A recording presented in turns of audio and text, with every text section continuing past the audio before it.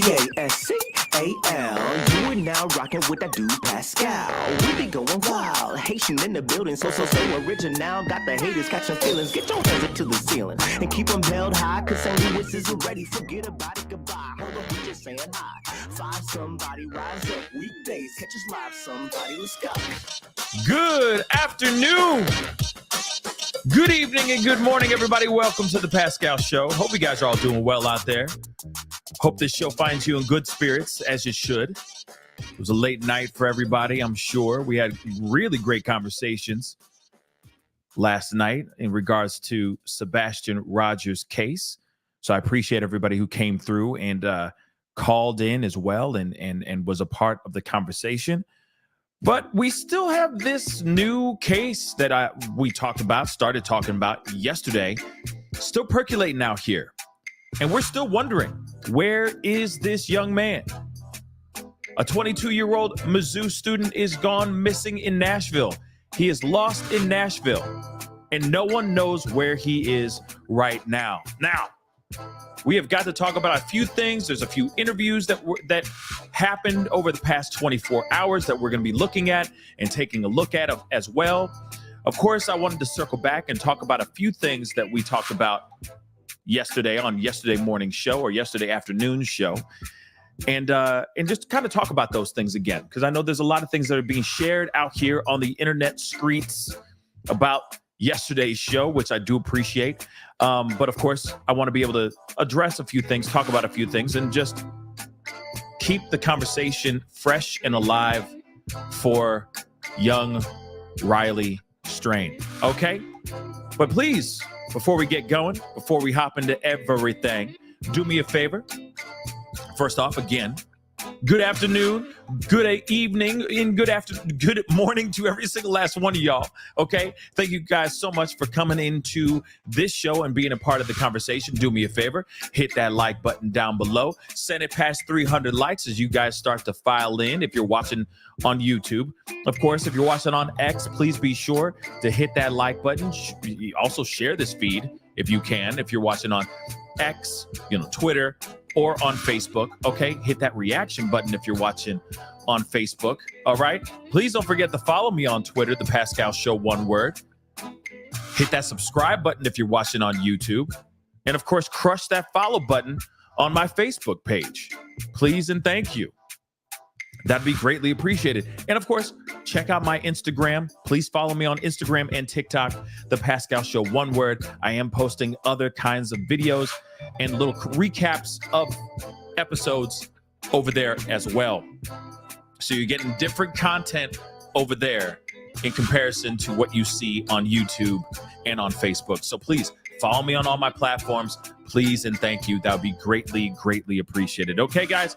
If you want to join and support the channel, hit that join button down below. Become a member if you're watching on YouTube. If you want to support the channel even further, just go over to Patreon, patreon.com/The Pascal Show. It's in the ticker going that way as we speak down below me. Support if you can. Check out pascalmerch.com. That'd be greatly appreciated. Got some really great merch, hoodies, t-shirts, etc. You name it. All that and more on the pascalmerch.com store. Okay? Anyway, guys. Got to get all that promo crap out of the way, as you guys already know. All right. But I do appreciate you guys being here. It really does mean a lot. Like I said, without you guys being here, I'd be talking to a wall.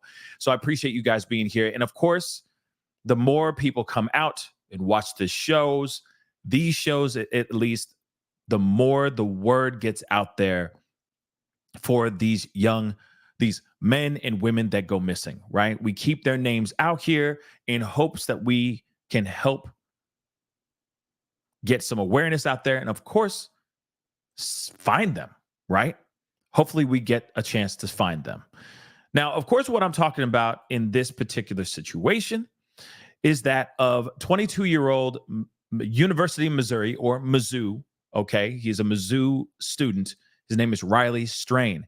He was out having a good time. He was at a fraternity organization, kind of like a big event for fraternities in Nashville, with his own fraternity, where he went to a bar that is owned or, has the name Luke Bryan on it. Okay. Luke Bryan's bar. All right. He was there. I guess he had a little bit too many drinks and he got kicked out of the bar. Now, the thing is that as soon as he got kicked out of the bar, he kind of took off and started walking around in the streets of downtown Nashville. There have been footage, which we are going to circle back and look at those things here in a little bit here. But there's been footage being seen. Of course, all of us have been watching it over and over and over again because we're curious as to where did he go? He walked off into the night. He stumbled off into the night. You can see in the videos, he is clearly, okay? He is clearly extremely drunk, okay? Extremely intoxicated. And again, we're wondering, where did he go? How did this happen? Why did this happen? Right? So, of course, we got to wait and find out what 5-0 has found out, law enforcement. But we're still trying to figure out what it is, right? We're still trying to figure out what happened here. Now, we had somebody call into the show a little bit yesterday. Thank God she called in because it could be something. What she saw, the information that she had could be something, and it could be nothing. Okay? But she saw something a few days after when she was doing some charitable work and serving, feeding the homeless, seeing a homeless man wearing the exact shirt that he was wearing, or a shirt close to the description of the shirt that he was allegedly wearing the night that he went missing. This actual shirt right here. And she was saying, okay, the homeless guy was very dirty, but then also at the same time, he was wearing this shirt that was clean and crisp. I know some people are saying, oh no, the shirt is off white and black. And some people are saying it's white and black. It doesn't matter. I mean, if you notice somebody who is obviously very dirty, covered in dirt, grime, etc., wearing a crisp new shirt, it's going to stand out on a dirty body. Let's be real. So, of course, that sparked a lot of questions. It sparked a lot of questions for me. What is going on here, right? What does this have to do with any of this, right? Is there a connection to this whole thing? So we kept on looking. We've been doing our thing. Last show, when we covered this particular topic, we were doing everything we could, right? We were looking at the old footage. We saw what she described as one of the guys, or at least could be one of the guys that she described as one of the people that this guy that was wearing the shirt hangs out with on the regular. Maybe they share the same tent. They might be roommates or whatever, but they roll with each other apparently. And this guy is pulling a cart, or there's a guy pulling a cart, a very, very close to the description that she said in this phone call. All right. Now, I highly recommend, if you guys are wanting to catch up, wanting to know what's going on with this particular story, please, by all means, go over to my secondary channel. Okay, the Pascal Show clips. You can also see it here. It's on my main channel too, but you can go over to the secondary channel, Pascal Show clips, and check out the full phone call. I pulled out the whole phone call and put it out by itself. No interruptions, no nothing. You can go and take a look at that yourselves just to see what the story is on all that, okay? Because it's very interesting. It's a very interesting conversation that we had. And she says a lot of very heavy, hard-hitting things that could make a connection here. So, of course, we are all still wondering what the heck is going on? Where is this young man, right? Now, of course, I'm going to give you guys a little bit of a recap, a little bit of information, and some interviews from the family, extended family, and all that are trying everything they can to find their loved one. But WFLA put out this article, and I wanted to share this with you guys real quick. Of course, people are starting to catch wind about Riley Strain's story. everybody's starting to catch wind about this story.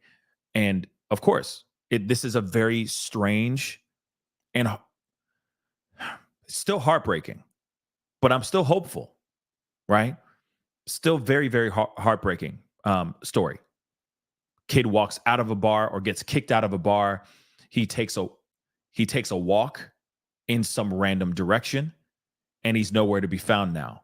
His cell phone is on the opposite side of the city, and we're seeing possibly somebody wearing a shirt, the very shirt that he wore on the night that he disappeared. It's very interesting. But again, that's also he was found, or that shirt was found just a couple miles away from the Luke Bryan bar, right? So it's very interesting. Like I said, it's very interesting. All right. Very interesting indeed. So we got to take a look at this. Okay. Again, he went missing Friday night. Just a couple bullet points.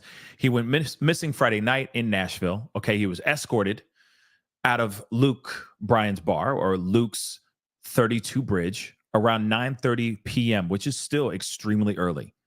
Okay. Extremely early. If you're going out and kicking it, let's keep it real. For those of us that have had our fair share of kicking it out at night, we all know that Friday night, 9:30 p.m. is when things are just getting started. Okay, let's keep it real. All right, that is just like the night hasn't even started yet, actually, for a lot of us. Okay, but he was getting kicked out of this bar for being overserved. Okay, and of course they said his phone last pinged him on the opposite side of town from a hotel at 10:15 p.m., 45 minutes after he had left the bar, after he was kicked out of the bar. Okay? Now, let's take a look at this really quick. I see this. Malia, thank you so much for the comment. Let me just read this. It just caught my eye in the corner of my eye. Did you hear that the fraternity went out Saturday night and headed home on Sunday without searching? Now, if that's true, that's mind-blowing to me. That's really messed up. I'll keep it a buck. That's really messed up. If that's true, that's really messed up. But I don't know if that is true, right? I haven't heard anything about that. This is the first time me hearing it myself. But if it is true, that is trash. I will say that. Because there was a phone call, a 911 phone call that was made. We heard the audio the other day, yesterday. So that doesn't make any sense. Okay. Now, I know that there's a lot of theories going on right now that somebody may have slipped him something. Somebody may have done something put something in his drink. And that's the reason why he was so jacked up. But let's be real here. And I'm, no disrespect to anybody who is about that frat life or that sorority life. Okay. No disrespect to any of them. But at the same time, I mean, when they go kick it, they go kick it. Okay. Somebody else said the other day, I mean, sometimes frat life is party life. You work hard and you play harder. So what are the chances of him just maybe having a few too many White Claws and fireball shots before he walked into that Luke's 32 bar or 32 Bridge bar? Just saying. Okay. Just saying. But again, there's a lot more to this story. Okay. There's a lot more to this story that we haven't heard yet. Okay. I guarantee you. Okay. Yes, I did say White Claws and Fireball. I'm just saying. Or Trulies. You know what I'm saying? Whatever those seltzers, okay, that are out here. Okay? But you know exactly what I'm talking about. All right? These kids just drink different nowadays. I don't know. They just drink different. Okay? But let's continue, okay? So we already know that the Missouri family is pleading for the public's help after their 22-year-old son disappeared Friday in Nashville. He was in Music City for a fraternity conference, okay, with his Delta Chi fraternity brothers over the weekend when he went missing after he got kicked out of Luke's 32 Bridge. Excuse me. His friend discovered he was not at their hotel on Saturday morning and alerted his family. So they came back home. Obviously, they passed the F out. They woke up the next day and boom, he wasn't there. And they're like, damn, okay. And that's when the 911 call was made. But I will say this though, too. There was other things that were being asked about. Why didn't anybody go after him? Why didn't anybody go and take care of him? Because let's be real, it's a fraternity. They're brothers. They're supposed to be taking care of each other. Now I'm hearing different stories. I've heard stories of as he was getting escorted out. I've heard two different stories. And this is the part that's very frustrating to me. I've heard the one side where as he was getting kicked out, well, there's three different stories. So I'm just going to do the first one, the original one that we talked about yesterday. As he was getting kicked out, one of his fraternity brothers, I guess one of his friends, wanted to go out with him. The bouncers did not let him go outside with him. Then, when he was able to get out to see Riley, Riley had already left, had already ran off. Okay. Now, that's the one that we read in an article yesterday morning or yesterday afternoon. Now, over the course of the night, I heard two different things. One, they wanted to follow him, but when they were kicking him out, he was getting kicked out in the back of the bar. He was getting thrown out the back of the building. And they weren't allowing the friends to go out through the back to be with Riley while he was getting kicked out. So then the friends ran out through the front, ran into the back where they were hoping to run into Riley, and Riley was already gone. That's a story I've heard. The third story I've heard is that as they were kicking him out, somebody had to pay for his tab. So the friend, instead of going out to the back or going out with him and as he was getting kicked out to take care of him, he stayed back to pay off the tab. Then he went, as soon as he got done paying for the tab, he went outside and found out that Riley had already kicked rocks. Like I said, I've heard three different stories and none of them make sense to me. Well, the part that of the friend needing to pay the tab, I get it, especially if it was a big, busy bar that night. If it was a busy night, it does take some time to get a bartender's attention for them to go get your tab, run the card, give you the whole, your receipt and all the things that you need, all the trimmings. Yes, it does take time to do those kinds of things. Yes, it does. Okay. But at the same time, couldn't somebody have done that for him as the friend went outside to keep an eye on Riley outside? You see what I'm saying? He was with his fraternity brothers. It's not like he was out with just one person, yo. He was out with a gang of dudes. So you're telling me that you can't go, hey, man, can you keep an eye? Go outside with Riley. I'm going to go take care of this tab. Or F the tab. I need to check on my boy. I'll come back. I'll pay when I can. You see what I'm saying? Doesn't make any sense. You see what I'm saying? So all the reasons that I've heard have been very, very different. I'm curious. Okay. I've been very, very curious as to what the breakdown is. What are the reasons, right? What's the reason why he was left behind? Okay. I really am wondering. Okay. Or sorry, left unattended, not left behind. Why he was left unattended when he clearly was very visibly smashed. Okay. So that doesn't make any sense. Just going through the timeline again. Okay. Strange's father said it's your worst nightmare, really. All right. So he was being cut off by the bartender at Luke Bryan's bar after he was being overserved.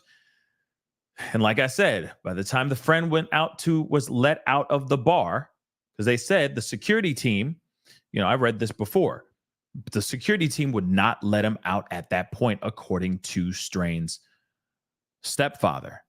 By the time Strain's friend, Riley's friend, was let out of the bar, he had already left the outside area of the bar. Another one of Riley's friends tried calling Riley. On the phone, Strain told them he was heading back to the hotel room.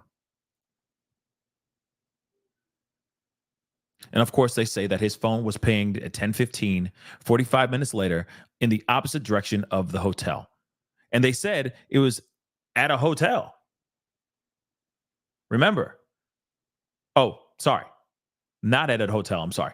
But it was on the opposite side of town from the hotel that they were staying at 10:15 p.m. So again, I'm like, you know what? I'm curious. What the hell is going on, and where is this young man, right? And just ask something. Pascal, I normally don't comment. Well, welcome. Thank you so much for the comment. I normally don't comment, but a real bartender, I guess, would call a cab, right? No, not entirely. I'm going to be honest. Not necessarily. They would not call a cab. That's not their responsibility. Their responsibility is to serve the drinks, make sure everything's going copacetically, make their money, and if anybody is being drunk, they get out. Right? Keep the momentum and the drinks pouring. Right? That's it. So as far as him getting drunk and him, stumbling out of the bar or getting kicked out of the bar, as soon as he leaves the bar, that's not their responsibility. They don't have to worry about him anymore. Really. It's up to what the bouncer does, or if there's a manager there of some sort. But most of the time, the manager's in the back. If it's a busy bar, most of the time the manager's in there making sure everything's running like a fine-tuned machine. Okay. The other thing I will say, though, is if this was like just a regular neighborhood bar, a small, it has a decent, traffic, but nothing too crazy. It's the neighborhood dive bar. I'm sure the bartender would have done everything they could to make sure that person got into their car or got into their Uber, cab, Lyft, whatever, in one piece. But this, from what I'm understanding, was a very busy night. And they don't give a damn at that point. He's drunk. He's looking like an ass. He needs to get out. Okay. So just something to put into consideration. Okay. With all of this. All right. But I got a couple of things I want to share with you guys. But before we go into that, I know somebody just did this really early, and I appreciate it right off the bat. Tipsy, thank you so much for becoming a member. Welcome to the family. And just like Tipsy, please consider becoming a member of the family simply by hitting that join button down below on my YouTube channel. If you're watching on X, please follow me on my X page and all that. That would be greatly appreciated. Follow me on Facebook as well. Okay. That'd be greatly, greatly appreciated. Week, thank you so much for the $1 super sticker. I really do appreciate it.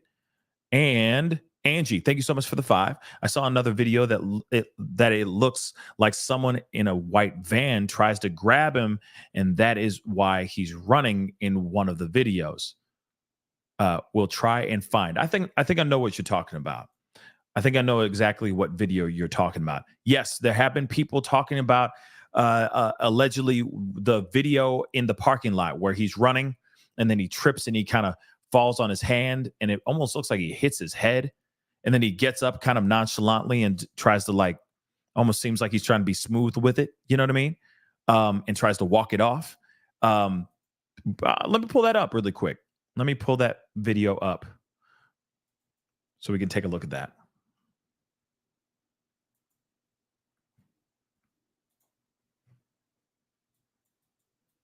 Let's take a look at this video. This is grainy as hell. I might have to pull up another one from the news, but Let me share this with you guys. Let's take a look at this video.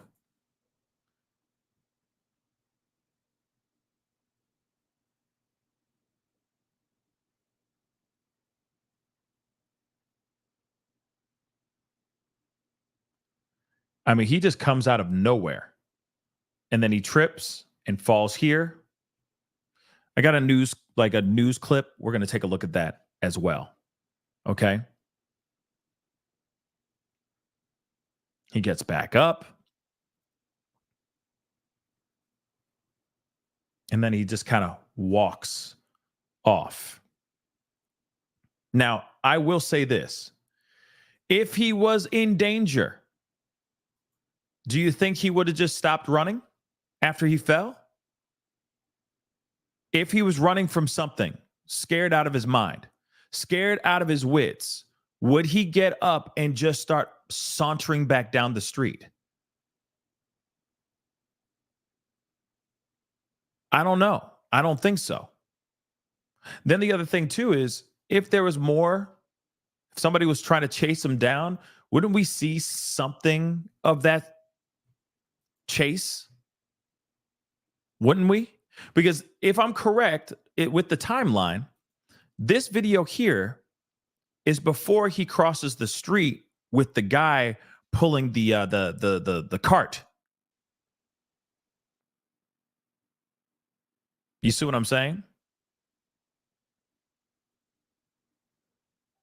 So I'm curious about that. Hold on. I'm going to see if I think I have a better one, a better video. Just bless me with a little bit of time. Yeah, this is much better. Hold on. Much better video. Take a look at this again.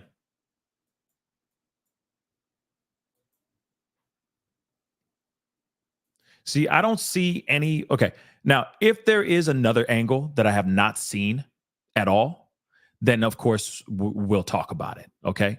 I have no problem bringing it up and talking about it. But let's take a look at this. Okay. It looks like he just randomly feels like running. Real talk. I've seen people do some crazy stuff like that. They just feel like running. Just drunk run. Okay. I've seen that. And you're like, why? What are you doing? Why do you suddenly want to run? Why? I've seen that. That does exist. But again, he fell. He gets back up, kind of brushes himself off, and he starts walking. Hold on. Let's continue. If he was scared out of his wits, he'd continue running. He would not even stop. He'd trip, he'd fall, he'd get up and start booking it even harder. So I don't know if he's really... I don't know.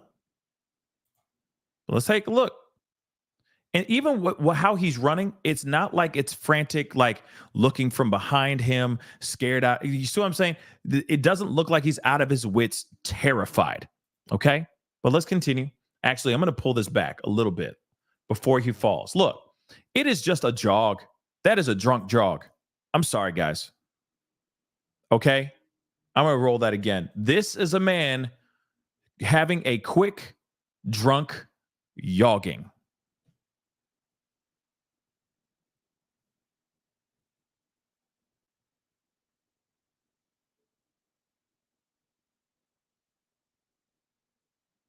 See, again, if he really was terrified, I feel like him getting up would be a lot faster. He'd be looking right behind him, and then he would, no matter how drunk and dazed and confused he is, he would be booking it. I'll put this in repeat so you guys can see.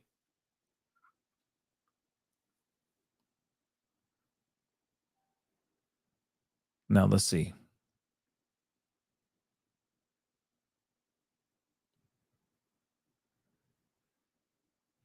Yeah, Nina, I did see there are some other videos. I mean, but it's tough to tell.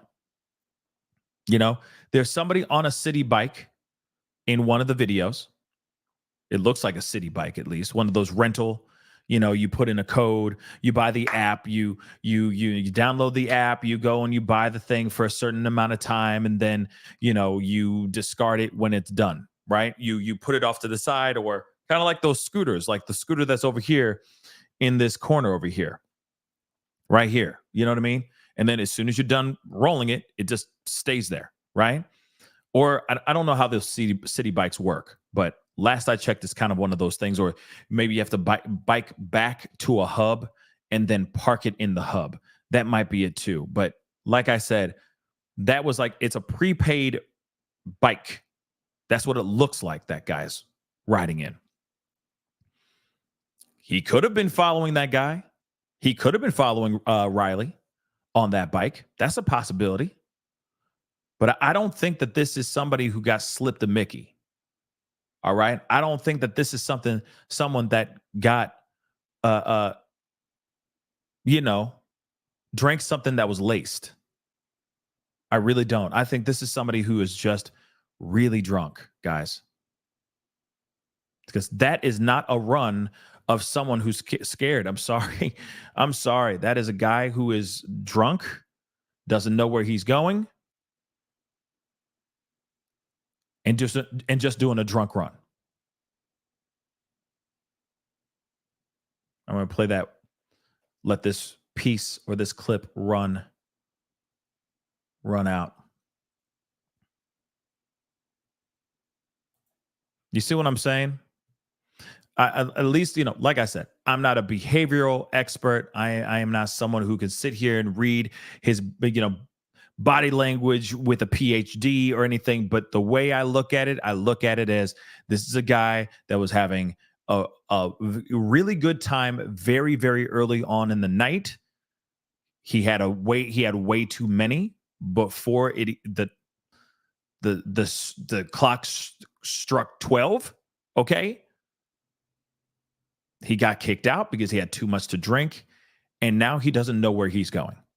Again, he's a stranger in a strange city, and he's blindly trying to find out, drunkenly trying to figure out where he is and what direction he needs to go to so he can get back into the hotel, so he can pass out and live to tell his story the next day. That's what I'm getting here. But I know I get other people wanting to think that maybe it's something more. But and you're entitled to that. We don't have any information yet, right? All we know is the footage that we've been given so far, right?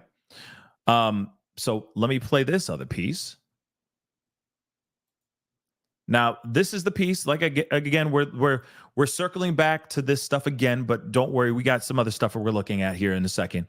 But this is the stuff that we looked at yesterday. Yesterday, we had someone call in, but and it made us look at this footage differently because of the phone call that we had. And I highly, highly recommend you guys go and check out the interview on my second channel, the Pascal Show clips. Okay, it's up there. Oh, and also the interview all by itself, or the phone call that I had with Sebastian Rogers' father, biological father, Seth Rogers, is up by itself in all its entirety on the secondary channel, the Pascal Show clips. So please, if you're interested in any of those or both of them, please go check out the Pascal Show clips channel, and of course subscribe if you can. Okay, and Debbie, if you can pin that to the top of the chat, that would be fantastic. That's a new feature that you got now, right, Debbie? Hey, let's clap to that. Yeah, mods moving on up, you know what I mean, in the world. Okay, but in this phone call that we had with Sabrina, shout out to Sabrina if she's listening from afar, okay, in the nosebleed seats, and we do appreciate your phone call. She talked about this guy riding a bike, wearing a shirt that closely matched what Riley was wearing. But then she also said something about a guy pulling a cart that rolls with the guy that was wearing his shirt, allegedly. Okay. And then suddenly in this footage, we see a dude with a cart walking down the street, crossing paths with Riley at the same doggone time. That is very odd.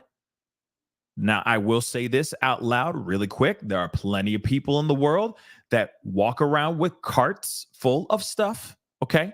So this doesn't automatically mean that this is the guy, but still it's very spot on and very close to the information that we got yesterday.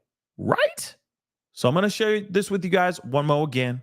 Okay. I'm going to put this on repeat because I know some of you guys like to see that on repeat. But take a look at this. There's the dude. And I will say this. Let me just say this is going to be playing a repeat, so I don't need to pause nothing. But that's the same type of description that our caller made yesterday on the show. The description of the cart and all of that.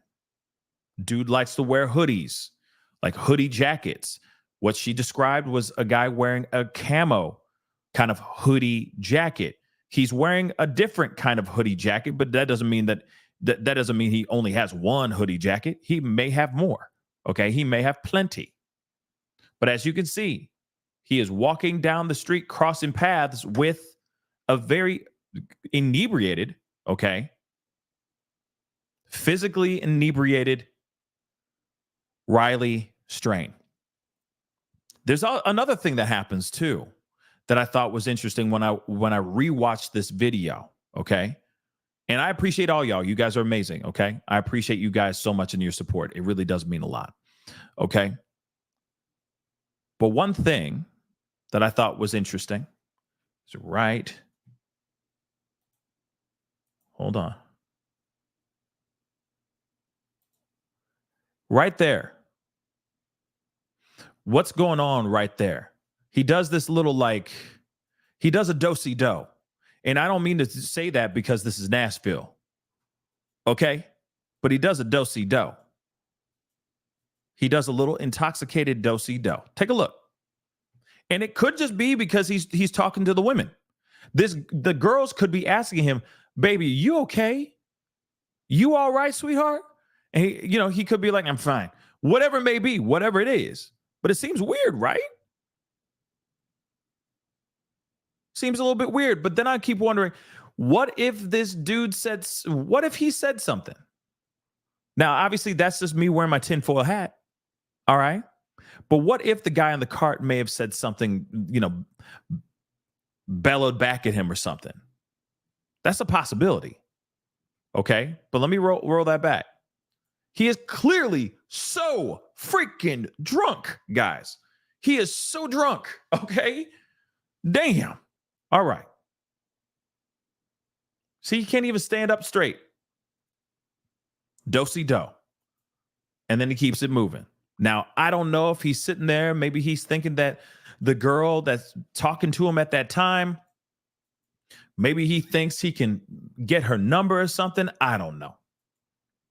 I really don't know. And honestly, I'm not trying to be disrespectful. I'm just saying, you just never know. So he's like, okay, you know what I mean? And then he walks off. Don't worry, got this on repeat. But it's weird, right? It's weird. The situation. Guy in cart, walking by. Then there he is. You don't think the guy's not seeing this? Because everybody else and their mama's seeing it. Look down below. Let me blow this up for you. Even homegirl down here is looking over at Riley. This guy over here looks at Riley as he's crossing the street. Everybody and their mama is seeing him very visibly drunk. Very, very visibly intoxicated as he's crossing the street. You can't miss this. She is seeing it. And I feel like this couple down below right here where my mouse is right here, these two right here, I think she made a comment like, "Oh my God, this guy's so drunk."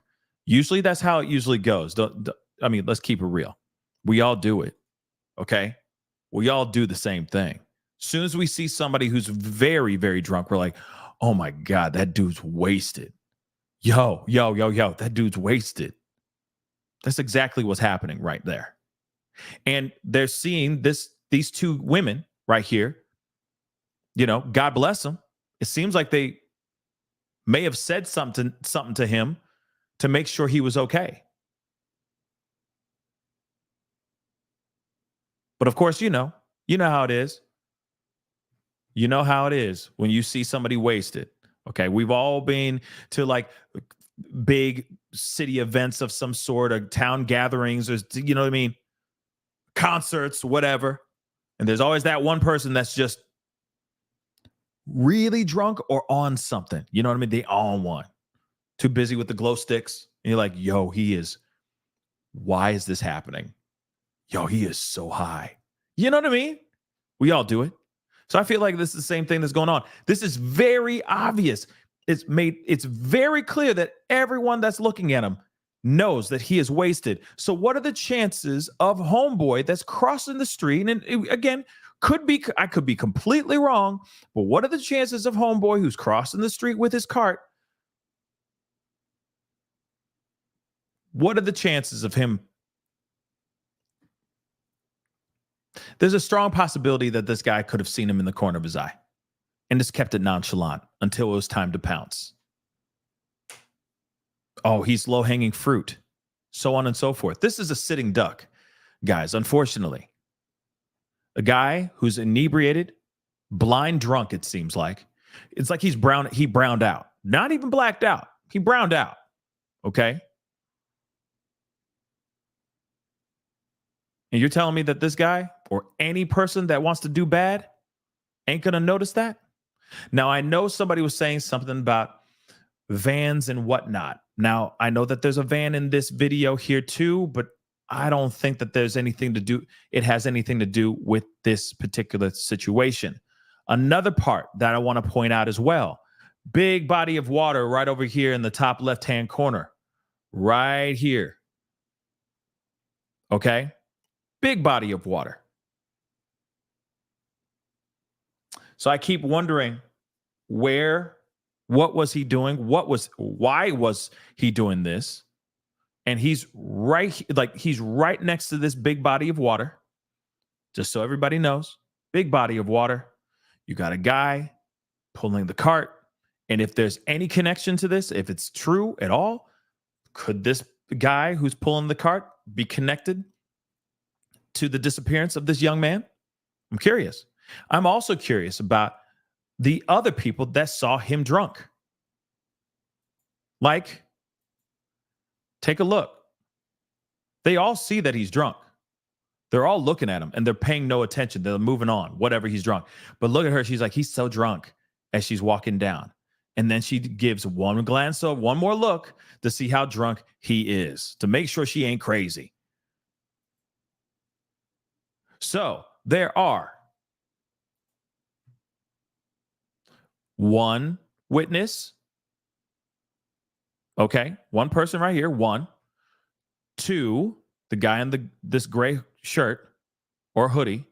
1, 2, 3, 4, 5, 6, 8 people, 7, 8 people that saw him cross that street. Just this even small little moment, but it was a moment big enough for all of them to acknowledge that he is wasted out of his mind.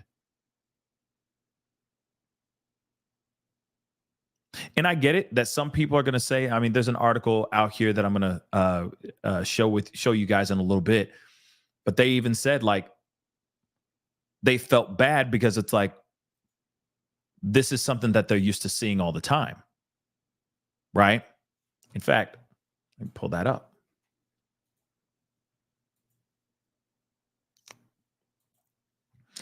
I feel so bad. Man says he saw a Mizzou student walking through Nashville before disappearance. New videos answer more questions about how Mizzou student went missing in Nashville last weekend.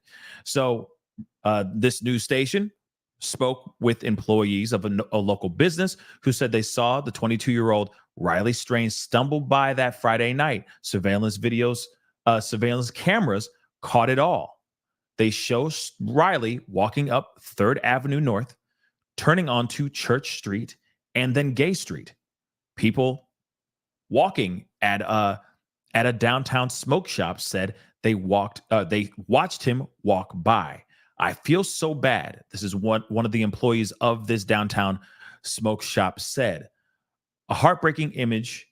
Hallam said the smoke shop's surveillance camera captured. I see this situation like 3 or 4 times a day. Too many people fall on the floor because of drinking. Let me show you guys that one more again. And let me blow this up for the nosebleed seats. I see this situation like 3 or 4 times a doggone day. Too many people falling on the floor because of drinking. You got to remember, we talking about Nashville, okay? We talking about Nashville. People go over there, they go kick it. It's the Broadway, right? Isn't it the Broadway strip or whatever it's called? People go, they bar hop. You go from bar to bar to bar to bar. I mean, there's just a strip of bars and nothing but bands playing country music. Okay? So you go into one bar, she thinks my tractor's sexy. And then you go into the next one, she thinks my tractor's sexy. And it's live though. It's a live band though. And it's a completely different band. But every bar, country, country, country, country, country. And it's all back to back to back. I haven't seen any blues, Debbie. I haven't seen no blues in Nashville. It's been all country. No disrespect, but at the same time, you go to every single one. Bang, bang, bang, bang, bang. Bar after bar after bar. You do a bar crawl, basically. And that's what I think they were in the middle of doing. Okay? A bar crawl. So, of course, other owners of other types of establishments, businesses and whatnot, are going to sit here and see a bunch of people doing the zombie walk down the street. This happens 3 or 4 times a day.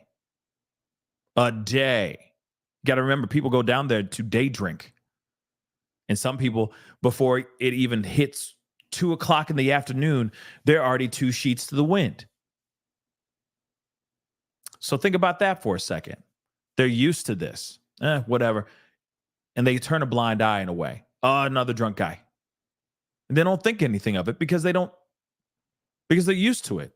It's like, imagine going down to New Orleans, Mardi Gras, and seeing something like somebody going down there, drinking, having a good time. They're just literally going to go, okay.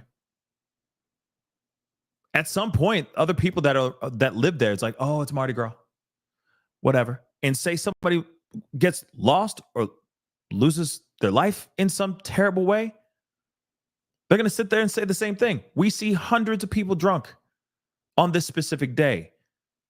We just thought that this person was just like everybody else.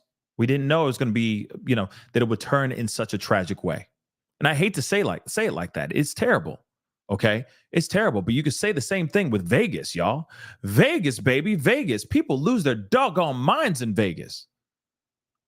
People fly over there and they transform into a whole other mother lover.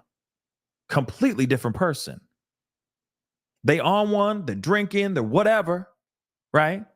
And the people that live and work in Las Vegas are like, just another one on vacay. He'll be gone tomorrow. You know what I mean? So it is really sad. But because of the situation, because it's something that they see all the time, I'm sure this is not something that's going to stick out to them as much, right? Yes, somebody said debauchery. I saw in the corner of my eye. Absolutely. Debauchery. People go down and they travel like Miami, even Nashville, etc., to these big cities. And especially if they're big areas that are known for drinking, yeah. The locals are just going to sit there and not even bat an eye. Just, once again, another drunk kid. Okay, moving on. You know, it's kind of sad, but it's true. So when he looked through the windows and saw Riley, he didn't think to call for help. After 2 days, his mother was there or was here. She asked me, she was crying and asked me about him, if I had seen him, and I told her I saw him outside walking that way, but I didn't see him after that.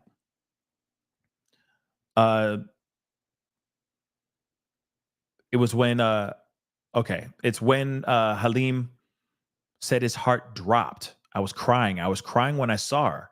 After she left, I was crying for her, crying and wishing he had helped, because here's what Metro Nashville police say happened. And we already know about him getting kicked out. Okay. But still pretty wild. And again, a kid who's in a place that he's never been to before, walking around here drunk, clearly inebriated, walking aimlessly around the city. Now, I'm telling you right now, guys, real talk, before we continue on into the show, I know that a lot of us are about to go on vacations. A lot of us are about to, some of you guys are doing the spring break already, or maybe you're about to start spring break, or you're just going to get ready for a summer vacay, right? You're going to go on, you're going to go on holiday, right?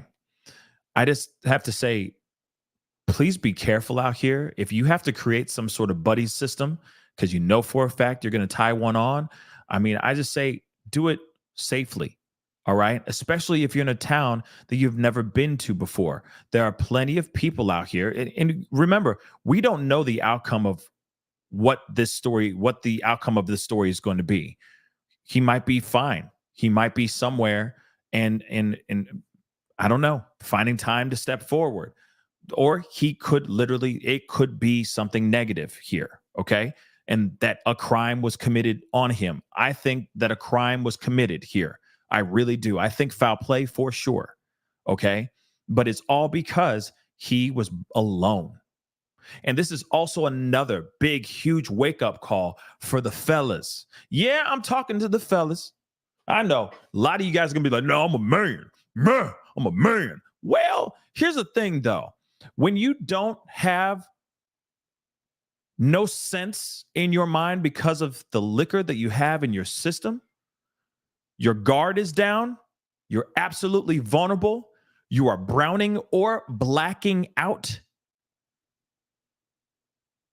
Oh, you're primed for the picking. Doesn't matter how strong you are. Doesn't matter if you have bulging biceps looking like Arnold Schwarzenegger out here in this biznai. If you are drunk and your motor skills are absolute garbage, the tiniest waif of a person can take advantage of you. So I say, please be safer out here, guys. Okay? Because I get it. We all deserve to party. We all deserve to have a good time. But just have a few things set up before you do that. If that's going to be the thing. I know it's I know it's not fun when you sit there and you're like, "Oh, well, Sam, I'm planning on getting really messed up tonight. You got me?" I mean, like, no, I get it. Okay. But there should be an unspoken understanding between friends that you guys are going to hold each other down. So if one gets a little bit too drunk before the other or something of that sort, you're going to keep an eye on each other. Period, point blank. You're not going to leave your friend out here to traipse and saunter around a place he's never been before. It's the responsibility of both y'all to take care of each other. Period, point blank. Okay? Especially when you're in foreign lands. And I don't mean foreign like, you're in Jamaica, okay? Down by the beach. Nah, I'm not saying that. I'm saying foreign to you. If you're like, I've only been to Chicago a couple times in my life. Okay. doesn't mean that you know it. You see what I'm saying? I know like every back road it takes for me to get to certain places in my hometown, right? If you can't say the same in a city that you say you've gone to a couple times, then you don't know the city, baby. If you still got a GPS to go anywhere, where's the local McDonald's? That kind of thing? Nah, bro. You don't know your city, bro. You don't know it. Sure. Might look good on Instagram, but you don't know ish about the city that you're in. So if you are there, be safe out here. Don't be dumb. Okay? Be safe.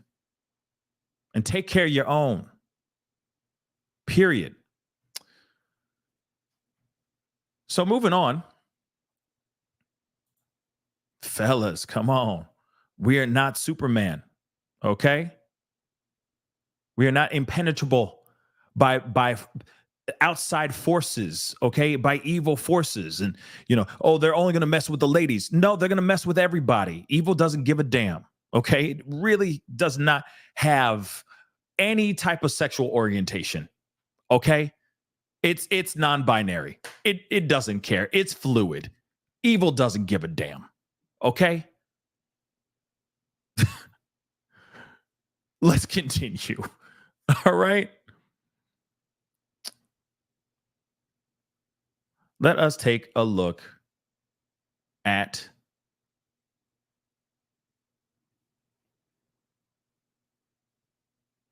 this video right here. Whoops. And hit the number 1. Let me know you guys can hear this. Let's rock and roll, shall we? Well, it's been nearly a week since anybody has seen 22-year-old University of Missouri student Riley Strain. He was in Nashville with some of his fraternity brothers for a conference. And this surveillance video helping to really piece together what happened during that night out after he was kicked out of country star Luke Bryan's bar. I've been speaking with his family this week in Nashville. They're from Missouri searching for him, and they say he was just out having a good time.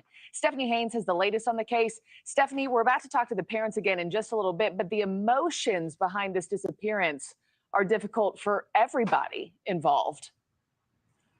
Yeah, it's really hard to imagine. I mean, friends and family still haven't heard from the college senior. So last night they held a vigil in his honor in his hometown of Springfield, Missouri, but still no sign of him. Nobody knows what may have happened to him or where he is. And as you mentioned, surveillance video from downtown Nashville, where Riley was last seen last Friday, appears to show him stumbling and disoriented. Authorities are using surveillance footage to piece together his movements after he and some friends were kicked out of country music singer Luke Bryan's bar for being overserved. Riley told them, he told his friends, he was going back to the hotel, but the video shows him going in the opposite direction. News Nation obtained the 911 call a friend made when they realized Riley was missing. Who is it that you're wanting to report is missing? We're here on a fraternity formal trip. It's one of my good buddies. And what was he last seen wearing? Outside of Luke Bryan's bar last night at like 10, and then the last time his location on his phone was by the sheriff's office at like 11 p.m. Detectives applied for a search warrant for Riley's digital footprint with the hopes of using his cell phone and Apple Watch data to find him. Nashville police told News Nation that the Office of Emergency Management searched the Cumberland River and river bank for clues, but came up short. And in the meantime, Riley's fraternity brothers and friends at school are understandably unnerved and very worried. Now, one thing, something I want to pull up. This is a comment that's Alexis put up. I want to pull this up here. And here's the thing. I know that there's a couple things that we need to put in consideration. And I don't want to bring it up, but I'm going to bring it up anyway. Okay. I'm reluctant to bring this up. All right. But let's talk about what she says in this comment. He FaceTimed the mom an hour and a half before this and was not drunk at the time.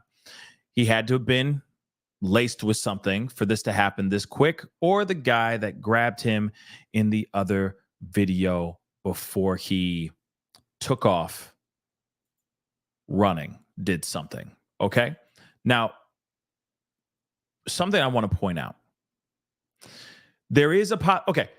I think that this is somebody who's incredibly intoxicated. You got to remember, this is somebody who's 6'7", 160 pounds, if I'm correct. This man is very skinny. Okay. In one of the interviews, the father called him like a sail or a sailboat because he's so tall and skinny. Something like that. He said something of that sort. Okay.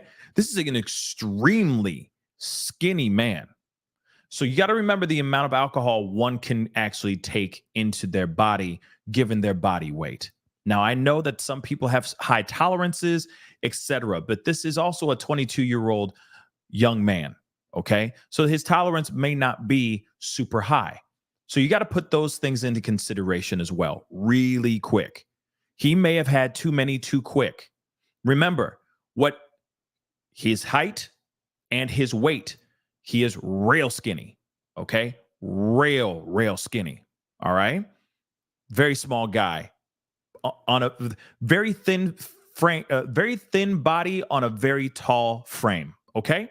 Now, I just have to put that out here because you got to remember there's binge drinking involved, I'm sure. And I'm sure that they were out here and they were doing, jumping from bar to bar and whatever throughout the evening and maybe or throughout the early evening before 9:30. And he may have had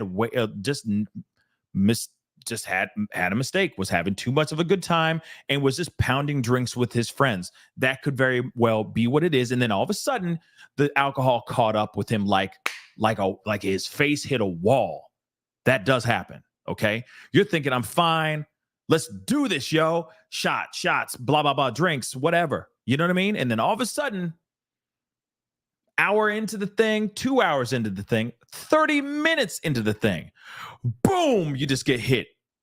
You just hit a wall. Worm gone. And everything gets wobbly and weird. And then suddenly you're either puking in a toilet or you're passed out in your hotel room till the next morning with a crazy hangover, I'm sure. So let's put that in consideration really quick. Now, the other part I do want to say, and I'm not trying to sit here and put any shame towards fraternities and whatnot, but we do know about the alleged culture that's in the fraternities. Alleged lacing. We've heard many a story of things like that.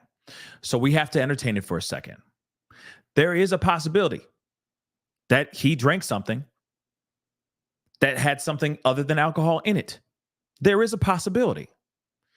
He may have drank something that he didn't know, and maybe it was something that somebody else had slipped into the drink. Now, I'm going to say this too. Doesn't mean that it's one of his fraternity brothers that slipped the drink. There's also creepazoids out here in these streets that are trying to get, trying to do bad out here in these streets too. So there is a possibility that he got his hands on a drink that wasn't his. And he was drunk already, remember? Took this and he got even more messed up from this situation. We have to put that out there. It's on the table because you can't knock it all the way off. But I will say, I do not think that this man was slipped anything other than the alcohol he was drinking. I think he's a young kid with very low weight, okay, in body and stature. I think he's a novice in drinking. He's 22 years old. And obviously, I don't know him like that, but I can only assume, okay, in speculation, I think he had way too much to drink really, really fast, and it got him jacked up. That's what I think. But we still can put on the table, I will still respectfully put on the table that there are many, many possibilities of other types of things going on in that bar that maybe he mistakenly took. But I do not think that some homeless guy pulling a cart or riding a bike was sitting in that bar, slipping him a Mickey, hoping that he would get let go and following him down the street, waiting for him to be all woozy for them to be ripe for the picking. I don't think that. I think it was a circumstantial situation. He got kicked out. He kicked rocks. If we're staying with the theory of the guy in the bike and the handcart, right? They found him as he was. I don't think that they gave him something and they just stuck around and waited. I don't think that. Okay? I don't. But I will still keep on the table. There is a possibility of something being slipped in his drink. For sure. Okay? For sure. Okay? That's still not a far-fetched idea. But it's interesting, though. Okay? Sammy, thank you so much for becoming a member. Welcome to the family. Welcome to the family, sweetheart. Thank you so much, Sammy. I appreciate the support. Elizabeth, thank you so much for the $4 super sticker. Thank you so much again. And Nikisha, thank you so much for being the highest in the room. Thank you. Absolutely. Even if you know the place, there should be someone designated to look after the others. Your inhibitions are not up to par when you are drinking. Evil definitely does not discriminate. Absolutely. Okay? Abso-freaking-lutely. Evil doesn't give a damn. Okay? Evil is evil. All right? And it comes in many faces. All right? So be careful out there and be smart out here. Okay? I really don't care if you're an MMA fighter or if you crochet at home.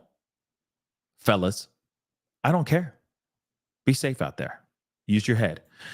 Dory Angel, thank you so much for being a member for the best 34 months. I appreciate it. Hello to my Pascalian family. Praying for Riley's family. Yes, me too. Me too. Again, anything's possible with this situation. Real talk. Everyone right now is just holding their breath, hoping that we will find him safely, hoping that we will find him without injury. And one other thing, Marky, a university spokesperson says that Nashville police came to them and said, hey, can you check on Riley's apartment at school just to see if maybe he made it back? But he wasn't there, Marky. Yeah, it just doesn't make sense. All of us praying for his safe return. Stephanie Haynes, thank you for the... Yeah, it doesn't make any sense. And yeah, it would make sense for them to go back to his place to see if he has gotten back home in one piece and all that on his own. Maybe he did that, but that is not how it all went down. That's not at all what happened here. Let's go over to Banfield. That is the very last sighting of Riley Strain, right next to Cumberland River. And so that seems to be where the police are focusing their search, on foot and by boat and in the air. Riley's family and friends have come to help out, and two of them are with me live tonight. Chelsea Strain is Riley's cousin, and Chris Dingman is a friend of the family. Thank you both for coming on the program tonight. Chelsea, can I just start with you? Are there any updates yet? Anything that the police have told you? No, a lot of people are trying to keep me out of it as much as possible. Chris knows a lot more. The family's mostly talking to him about it. Chris, do you know anything? There are details. Have you heard anything, Chris? Any updates from the last bit? Yes, actually, this evening we had a candlelight vigil here for Riley at his hometown in Springfield, and we had an excellent turnout. Literally moments before we went to the vigil, I was talking to family members that are currently downtown Nashville searching, and we have found another homeless person that had acknowledged Riley had been in that area. This now makes two people that has done confirmation. These are areas that the camera had stops. We don't have any footage, and basically the areas where his phone quit pinging. But we now do have visual confirmation from two different homeless camps that Riley was in that area.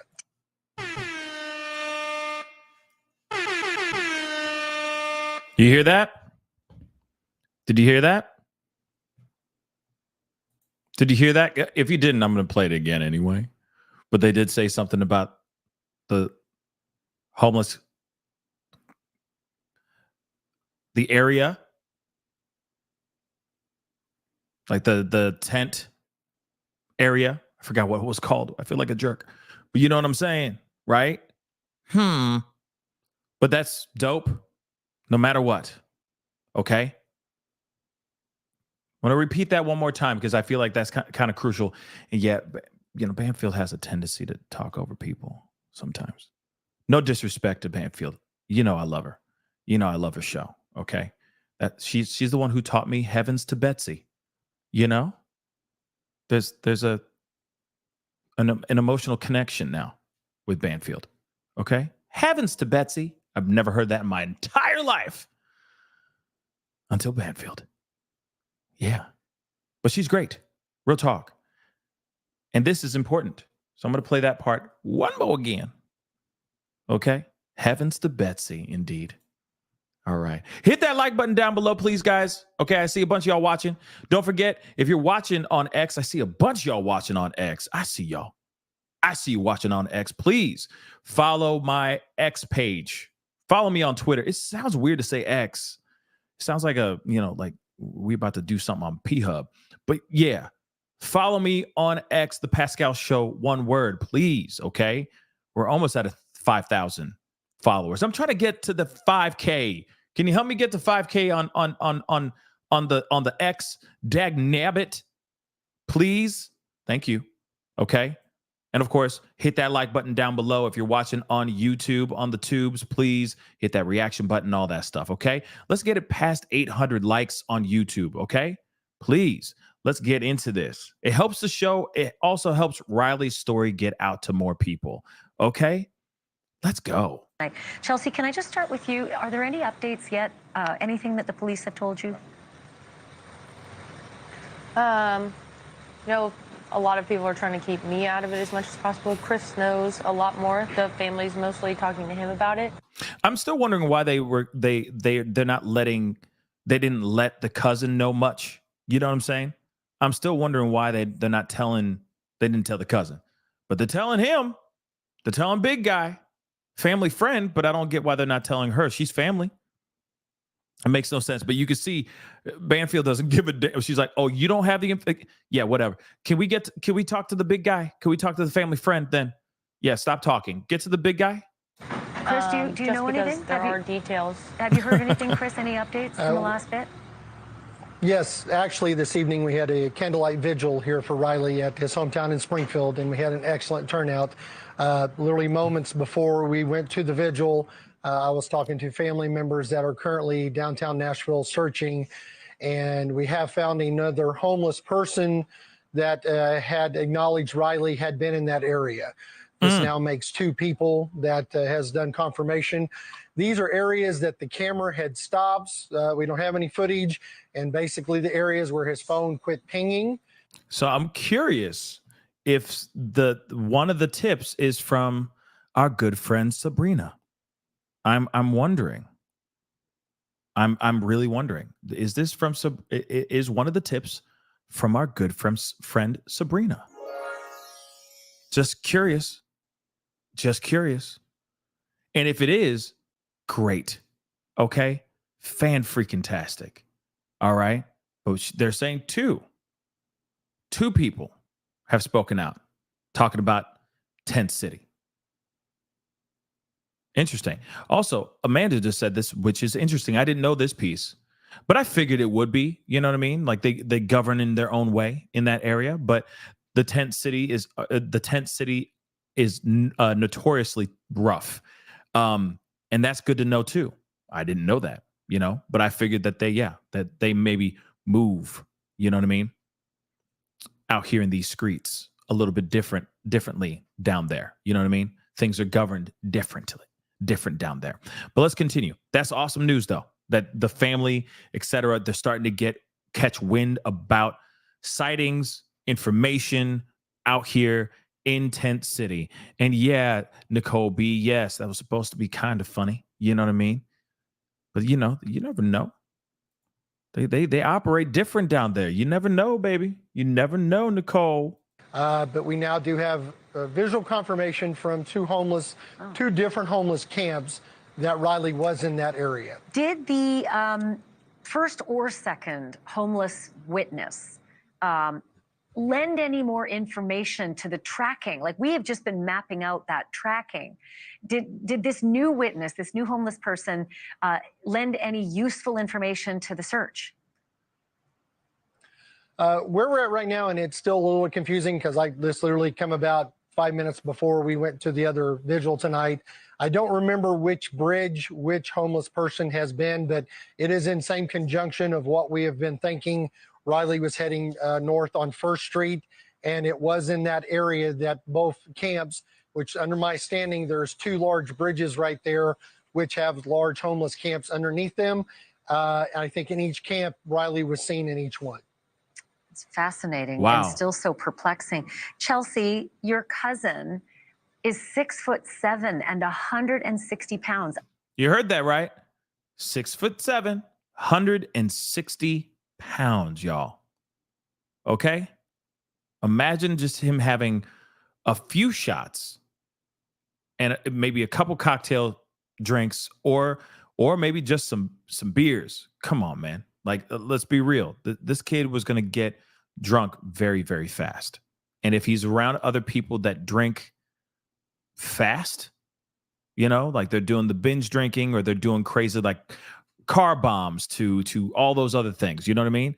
Imagine that being consumed by a person that is 160 pounds, yo. He tiny, okay? He tiny, but tall. I mean, that is a very, very unique build. I don't know if I've ever met anybody that tall and that slim. I have. Just go to Haiti. And yet, not more people are able to say, oh, I absolutely saw that guy that night. Yeah, we haven't really heard. I know there's not a lot of people that are coming out talking. I know they did a few interviews of the people that they've got camera footage from that they saw him, but it's hard to watch the video and know that there were so many people around him and saw him, and none of them have really came to talk or came to say anything or if they saw him go in a certain direction. And certainly that can change, Chelsea, because it's getting a lot of coverage on television, the case of Riley's disappearance. And hopefully that will yield someone from that night who actually sees these videos and remembers, yeah, I was there. And I do remember seeing that guy because, again, he's very unique. His stature is very, very unique. When you see the videos, Chelsea, what do you see in the video? Do you see your cousin or do you see something very unlike your cousin? I do not see Riley in any of those videos. That's just, I've never seen him like that. And I've been with him many, many times and many certain occasions. And I've never seen him act or walk like that ever. And it's not normal for him to wander off by himself, want to be alone, maybe take a couple days, just sort of check out? No, all of us are very close with our families. We talk to, I know Riley and I both talk to our moms more than twice a day. We call, check in. We don't really like to be alone. We're very friendly people. We like to be around people all the time. So for him to wander off by himself and not just stand there or try to wait somewhere for his friends is just not like him. So, Chris, I'm going to ask you the same kind of question with sort of a twist. When you see the video of Riley struggling, it doesn't seem like his friends were intoxicated at the same level. And there are a lot of people who have some theories about that. Do you? We have some theories about possibly what would have happened at the bar. It's been wild that we've had such an excellent outpouring of people from Nashville, one trying to help find Riley, sending us information. We've had people that has sent us case situations of something similar to Riley's. We've had over 100 of those sent to us in the last 3 years. That's happened there. Me personally, I've known Riley since he was born, and he's like one of my kids. I do not see him. Riley was very loving, very affectionate. He was extremely non-confrontational, which amazed a lot of people. He is a very tall kid. We called him our little sailboat because he was just so skinny he could just blow anywhere. But the things that we were told that happened in the bar situation just does not track with the Riley that we have known and been with our entire life. Several people that was in the vicinity at that bar has made the same comments watching the videos. Other fraternity brothers from even the past that has been brothers with Riley. We've yet to have anybody that said, oh, yeah, I've seen Riley in a position like that before. We want to thank Luke Bryan's restaurant. Naturally, we're not seeing any of the footage, but they immediately got with the police, turned over footage. They've been working with the police on this, and we greatly appreciate the help that they're trying to put forth. But there's definitely something wrong, we think, in that situation before Riley left the bar. I'm kind of curious as to what's going on, and of course, the information as far as the footage from the bar. I'm wondering what that footage is, right? What that footage looks like. Again, he could have drank something he shouldn't have drank, but then again, he could have just drank too much and got too inebriated. I'm hearing something about a press conference. I have yet to see anything online saying something about a press conference, but if there is one, please send it my way, okay? Because I have yet to see anything about that as of yet. Now, how far is the river from the bar? That's a good question. From my understanding, it's only a couple of miles, not very far, but at the same time, I can't map time right now, but I'll try to remember to bring that up here in a second or in a little bit. Now, I don't know if there is a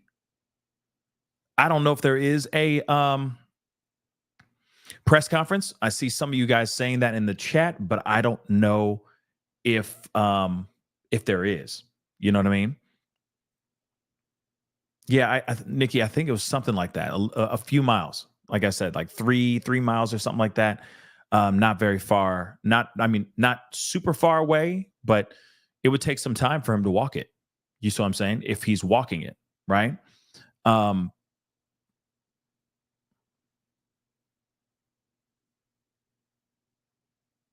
Sorry, I'm just reading you guys' stuff. Chloe's mom, I appreciate you. Thank you so much for the comment. Okay. Let me grab some of these. Whoops, I already did this one. Criminal Med, thank you so much for the 2. Thank you, Pascal. Buy drink covers for your kids. Yeah, you know what? Shoot. I'm just saying, my man. Oh boy. Okay. Samantha Boudreau, welcome to the family. Thank you so much for joining. And just like Samantha, please consider becoming part of the family by hitting that join button down below on my YouTube channel. Now, here's the thing. Yeah, getting drunk isn't worth it. Really, real talk. I mean, it's not. Okay. But I'm still wanting to know if there is this press conference. I'm looking around. I have yet to see anything of that sort. Okay. I have yet to see anything of that sort. Okay. Yeah, I haven't seen anything about a press conference. So if there really is a press conference, this is all news to me. Okay. Yeah. See, Jackie Stella just said, "Are you covering this? What press conference?" That's what I'd like to know. Where and what? Is it on this case or something completely different?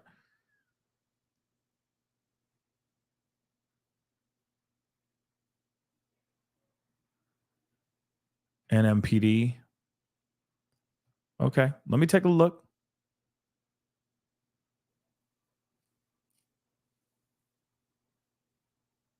NMPD. Okay, let me see. Let me check.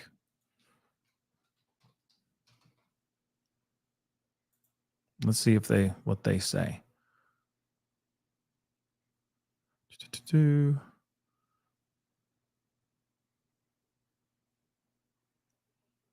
Okay, immediate availability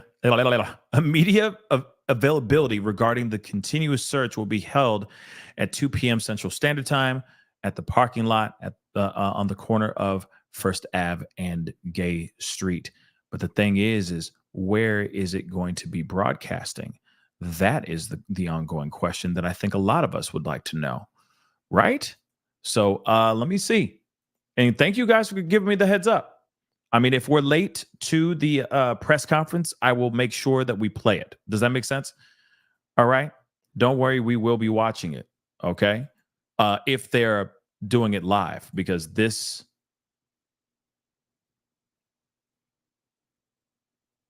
is insane. Hold on. Let's see.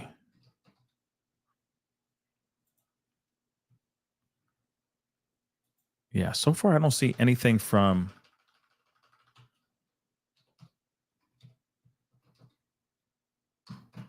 Let me see. Not very helpful here, guys. Hold on. We're done with this interview. And I know some of you guys are saying that interview is a little awkward. It is a bit awkward, but I don't think it's anything deeper than them just not knowing a whole lot of the information that I think that we're all hoping to get, right?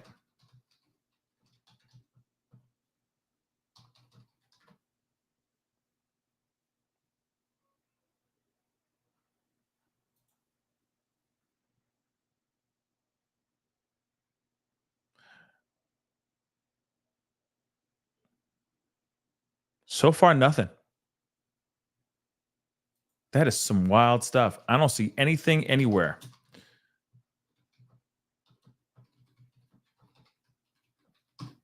And it really did say that they're doing some sort of press conference.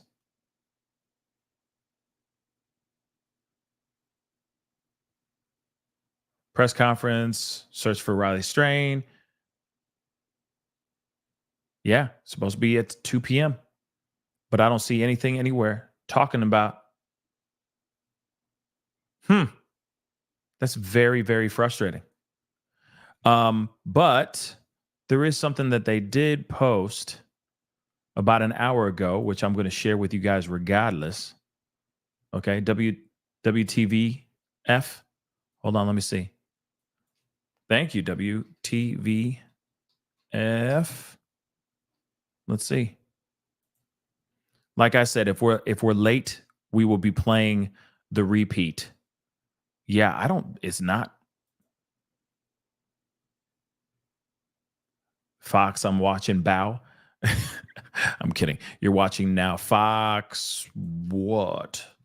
Fox Nashville. I'll try that.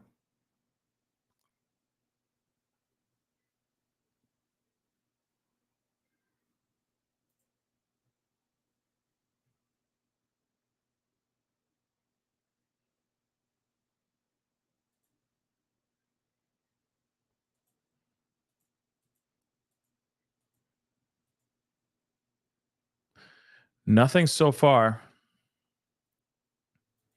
that I see. Oh, Fox on TV. Okay, yeah, no. I don't have access to TV stuff here.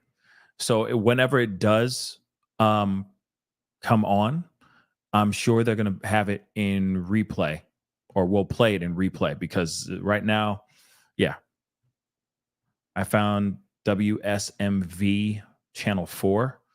I'll try the WSMV. WSMV News 4 Nashville.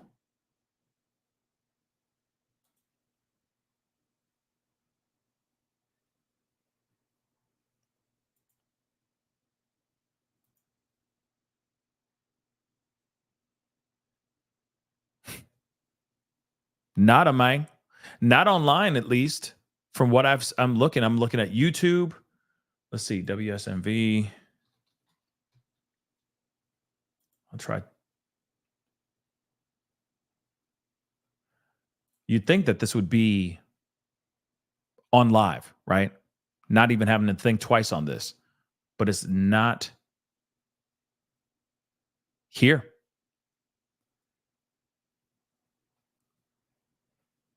Nope.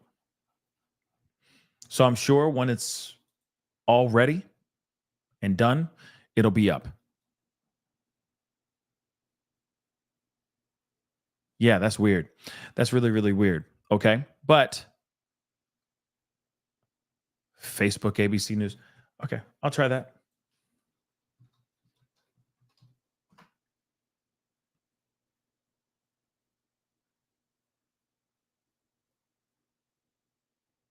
Okay. It is up. I'm going to wait for the press conference to be, well, it's live right now. It's streaming live, but I'm going to wait for it to be done. It will be done, I'm sure, in the next few minutes, and then we're going to play it. Okay. If you guys can wait for a little bit, because the live is there. It's just how my whole thing is set up. It's all crap over here. Okay.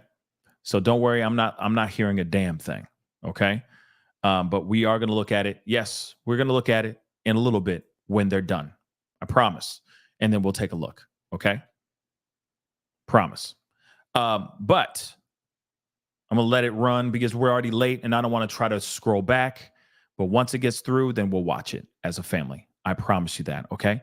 Again, so stick around. Don't go anywhere. Give it a few more minutes. But we are going to be looking at a couple other things, and then we're going to get to that interview. So please hit that like button down below. Don't forget to hit that reaction button if you're watching on Facebook. If you're watching on YouTube, crush that subscribe button, crush that follow button, please and thank you. We will be watching the press conference in a little bit. Okay. But we do have a few other things that we need to talk about and look at as well. So we are going to pull those things up before we get into that.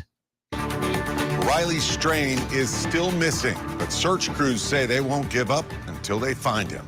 Sharing this video with us tonight, deploying 2 boats to keep searching the Cumberland riverbank.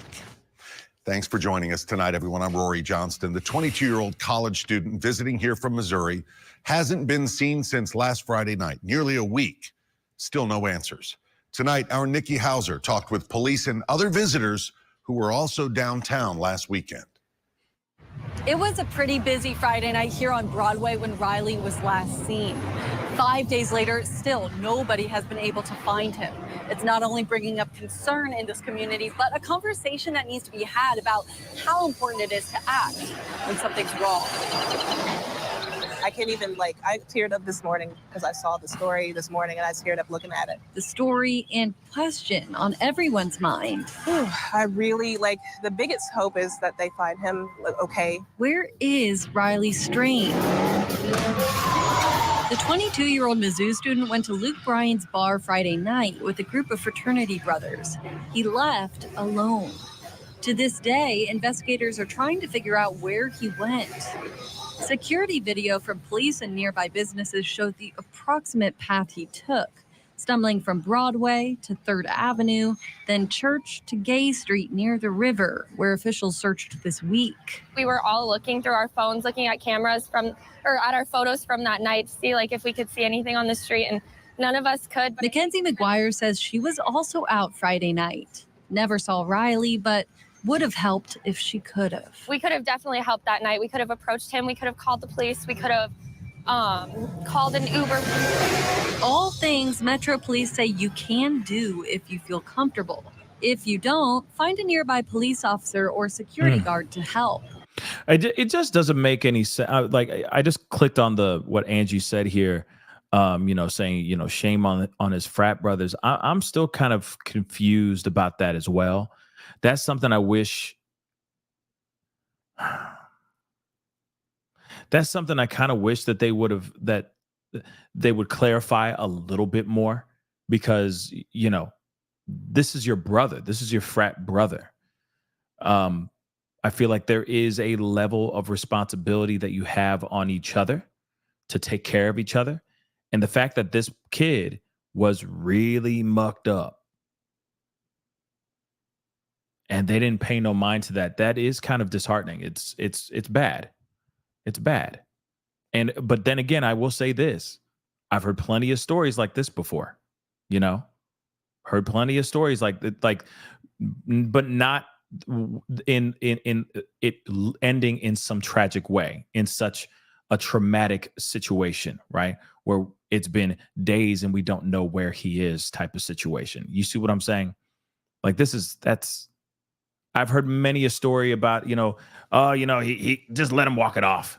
And he finds his way home, right? Or they find their way home miraculously, right? Every time I've heard those kinds of stories, but I've never heard a story where they just ended up not showing up at home or showing back up at all. That's incredibly crazy. And then the fact that you have so many of your brothers there. I mean, it's a whole pact, isn't it? It's a whole ritual, tradition, etc. You do all these things to say, like, there's a line of secrecy. There's a new brotherhood that you have just been basically brought into. Aren't we supposed to be taking care of our Greek brothers and sisters? Aren't we supposed to be doing that? So what the hell happened here? Why the hell did this happen? Just seems selfish. It does. But let's continue.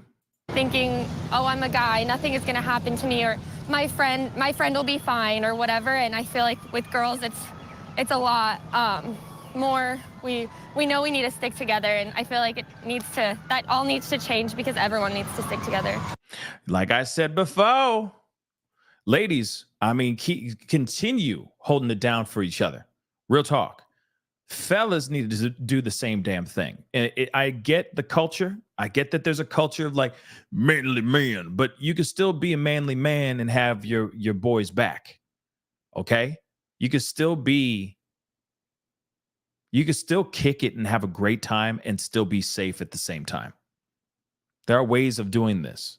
There are ways to operate out here in these streets, especially when you're not in your own hometown. You got to remember. Oh, and I also got to say this too. Mizzou's known for being a very big party town. Okay? It's a party college. All they do is drink. Okay? They kick it hard. All right? So if you know that you're going to be tying one on like that, and you're somewhere else in another town, you'd think that maybe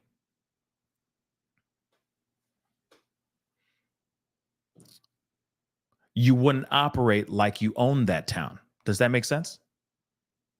There are things around that. There's got to be ways around that. But let me let her finish. But I agree with what she's saying. There needs to be a change. We need to start both sexes need to start taking care of each other. Period. Both she and Andrea Baugh from Nashville say staying in groups, a common practice among women, can be life-changing for anyone. In the middle of having fun, you can put fun on hold to make sure that someone gets to where they need to go. Nikki Hauser. Yep, she ain't wrong. She ain't wrong. It takes 2 seconds to make sure somebody goes into into a car in one piece. You know what I mean? It takes 2 seconds for someone to make sure that person gets a glass of water and a place to sit down. It takes 2 seconds to do that. And then also on top of it, on a selfish tip, it makes you feel good. You're like, damn, I done did good. I did a good deed for the day. Moving on. Right? At least that's what I'd like to think. But we live in some strange times. Hold on, guys. I'm trying to get the actual live that update, that press conference. Okay. So bless me with a little bit of time here so I can get this thing. Oh, I don't think they're done yet.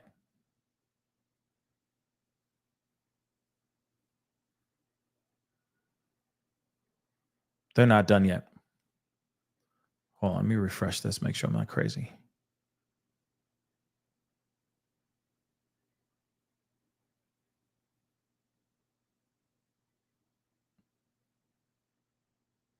Yeah, they're not done yet. Not from what I'm seeing. So somebody said, it's done. I'm like, no, it's not done yet. Yeah, I don't think they're done yet. 1 second, guys.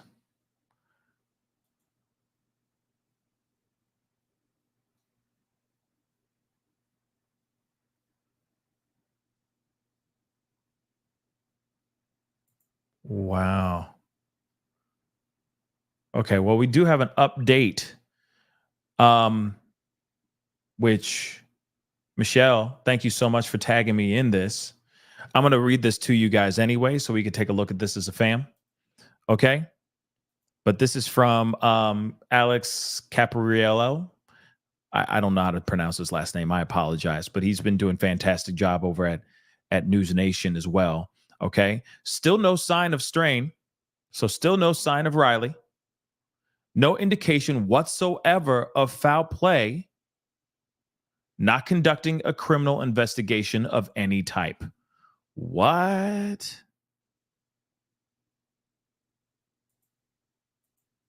No problems. What? Like, that doesn't make any. What? Okay, I mean, of course, I'd like to hear it from the horse's mouth as well, but these are the bullets that he got. No sign of him yet. So Riley is still out there, nowhere to be seen. There's no indication of foul play, which could very well mean that guy with the cart, guy on the bike, just could be a coincidence that he has the same shirt. That's wild. And they're not conducting a criminal investigation of any type right now.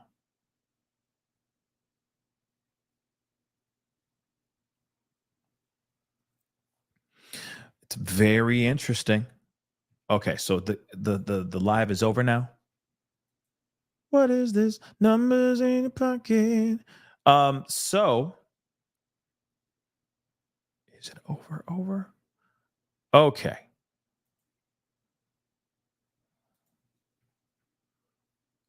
Sorry, guys. I'm just getting this stuff up. Getting the video. Making sure everything's Gucci. Okay.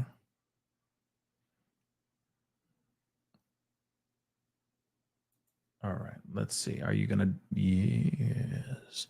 Okay.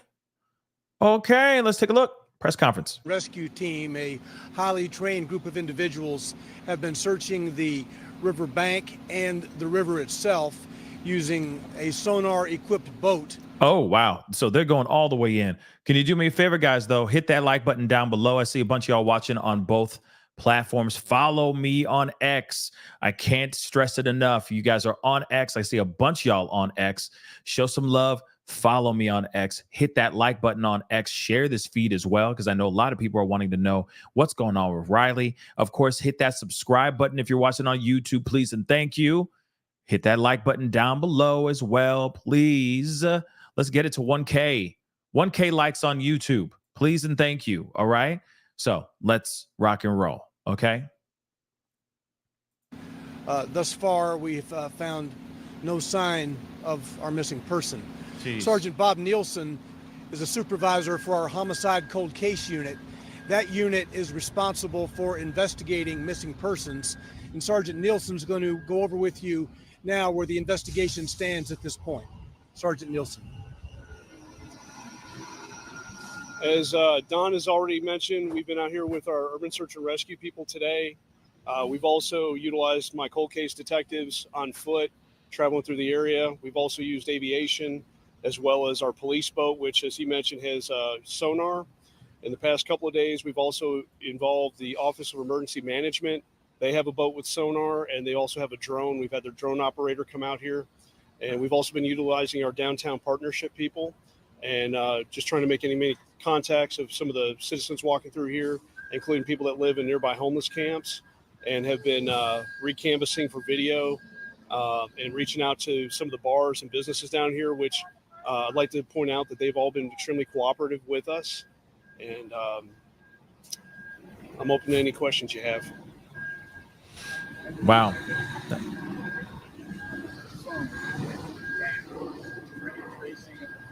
So the last thing we had on the phone information was all of the pings that they did were based on exigency, so we were able to get that. Apple has been very helpful with us.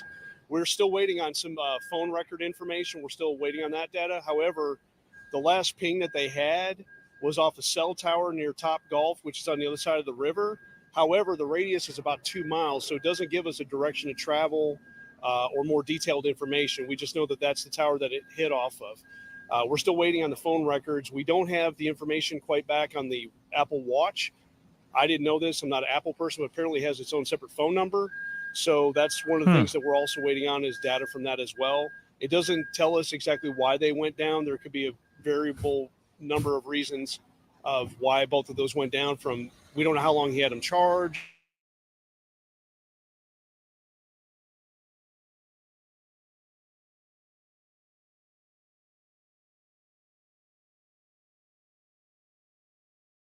To, turn them off. I mean, any number of things. That was and crazy. I believe last phone conversation or attempted conversation by one of his friends was also during that same time. That was the last time anybody had any kind of interaction with him on the phone. We'll talk about our cameras, Bob, what we know from the cameras. Thank you. With the camera footage that we have right now, the last known footage we have of Mr. Strain was coming in this direction, which would be towards us in the northerly direction. It caught him between the James Robertson Bridge and Woodland Street Bridge traveling this way. He was on foot. There was nobody else around him that we can see. We do have some cameras on the back of our Birch building, which is our courthouse here. However, it doesn't catch him crossing the path of that, and they would have caught anybody on either side of the Gay Street connector. So at this point, we're kind of back canvassing, if you will, going back, possible route he may have taken from Broadway up 3rd, down towards Church Street, down in this direction to look for any other cameras we may have missed, as well as look for any other potential employees at some of these businesses that we can talk to that may not have been here past few days, but might have been here Friday night. So we're still going back and looking for more cameras and more witnesses.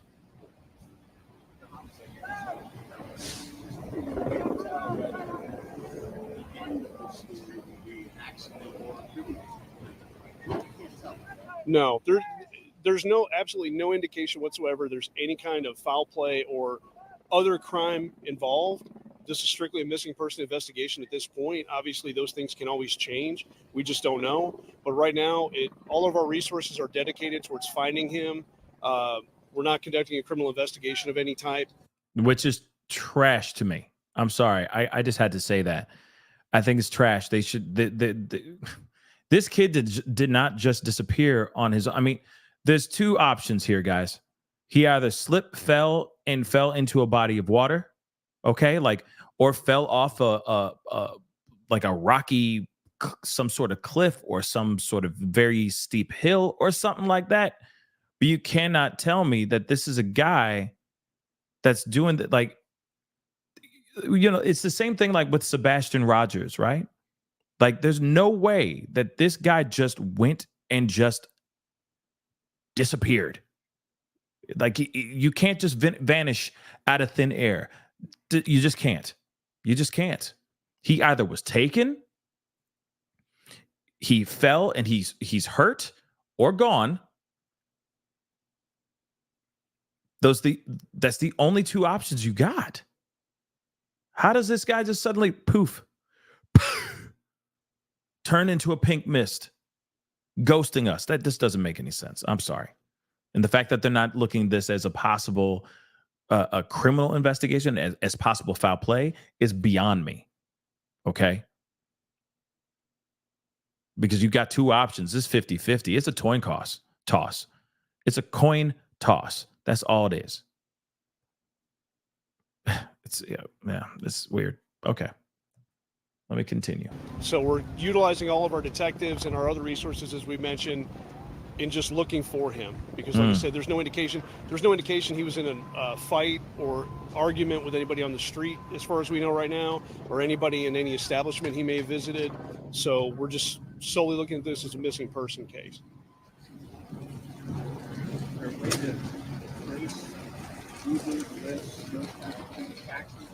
So we don't believe, based on the information we have so far from financial institution, that he utilized any kind of ride share. However, I know that I believe the family or someone has reached out asking if they may have caught him on video, because as we all know, a lot of your rideshare partners will have dash cams. And so people have reached out to them. Hey, if you see anything, can you send it to us, send it to the police department? But Right we have on. not seen any evidence that he would have used that. All the footage that we have so far, he was walking. So there's no indication that he got into a vehicle, whether a cab or a ride share. And then, of course, until we get his phone records back, we can't see if he utilized any one of those types of applications as well.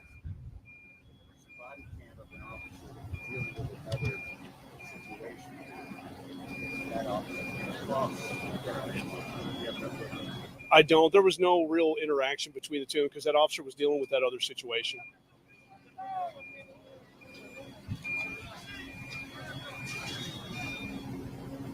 Everybody good?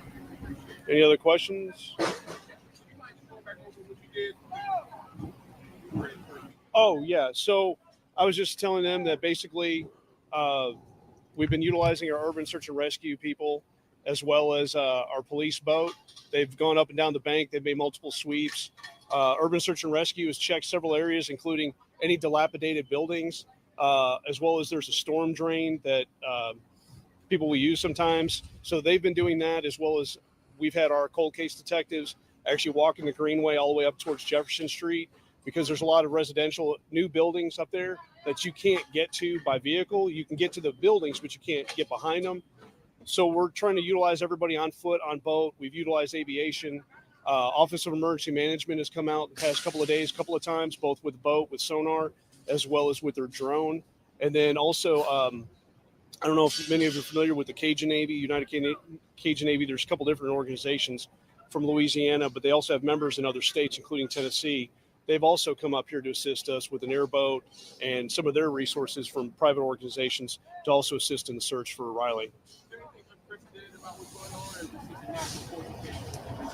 It's just a natural progression. You know, with a missing persons case, people go missing for various reasons. Some are voluntary, some are not. Some could be due to a medical incident. Right now, we have no idea what happened with this gentleman. We don't believe that there's any crime involved, however. So all of our resources right now are dedicated towards locating him. And then once we find him, to try to see if there's any kind of, medical attention, something that he may need. And obviously we're looking for a positive outcome. And so, but we're open to all the information that we get. We're still utilizing our Crime Stoppers. A lot of people think that that's just for crimes, homicides, robberies, so forth. But we've also utilized that for people calling in. And I've been getting Crime Stoppers tips every single day regarding possible sightings or any information that people think that they have. I mean, you name it, people call us, we're checking it out. We've also provided our information so they can contact us, either me directly by email, my lead detective, or our public information office, our social media, Facebook, Instagram, all that. So we're utilizing absolutely every resource we can possibly think of at this point. There's no reason to believe that he's been a victim of a crime, and I can't possibly think of any other resource we could utilize that we haven't used or are using right now. Yeah, he's been entered into NCIC, which is very common. So when we do a missing person report, when that's entered into NCIC, and as we bolo that information, and we've pushed it out to some of our partner, like, Sumner County, Cheatham County, THP and so forth, they usually get that information. Our fusion centers tend to push a lot of that information out as well. So that information has pretty much been disseminated. Yes, ma'am. We're giving you updates on where he was last seen on camera, because we can totally today by his parents that he was last maybe seen possibly near a homeless camp. That's true. So actually back in this direction, this first bridge is James Robertson Parkway. The next bridge is Woodland Street. He was last seen between those two bridges traveling in this direction. And that's the last footage that we have. I think that was around 9:52, 9:53, somewhere in that range. There's actually a large homeless encampment that's down the riverbank. And we actually made contact with some of those people today. Our urban search and rescue people talked to them. They even let us search that area, because that's treated like a domicile where some of them are. So they've been very helpful as well. And so we're just utilizing everybody we can talk to in this area, but that's the last known area. So what they told you is accurate. They just didn't know that the homeless encampment was down there. Yeah. So at that point, point, once he's off camera, we don't know if he went down or got in a car. We don't know anything because it's off camera. Correct. And as I mentioned to them, there are cameras on the back of the Birch building, but they would have caught anybody on either side of the street. But there's nothing to indicate he came this way. So we also utilize the camera. There's a pole camera right there as well, and it doesn't show him in this direction. So in the event that he could have possibly have doubled back and the other camera that we last saw him on didn't catch him, both, actually all detectives that we have out on this, as well as the security people that watch the parking garage and the families themselves. I mean, we've had 3 different groups literally go through that parking garage for the past 2 days, just in case they've missed an open door, the safety netting in case somebody somehow went over the side. They've checked everything that they can over there, and security was checking again for us today, just because there's always that possibility the camera didn't catch him going back across, and maybe he went back up to James Robertson through that parking garage, as well as the stairs on the outside of the parking garage.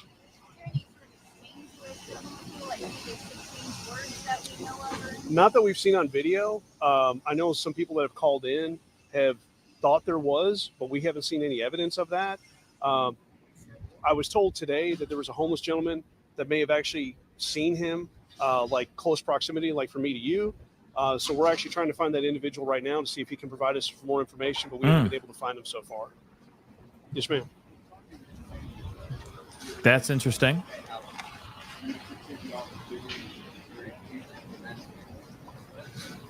You heard that, right? I just want to make sure you guys heard that. I mean, it sounds like he ventured off into an area that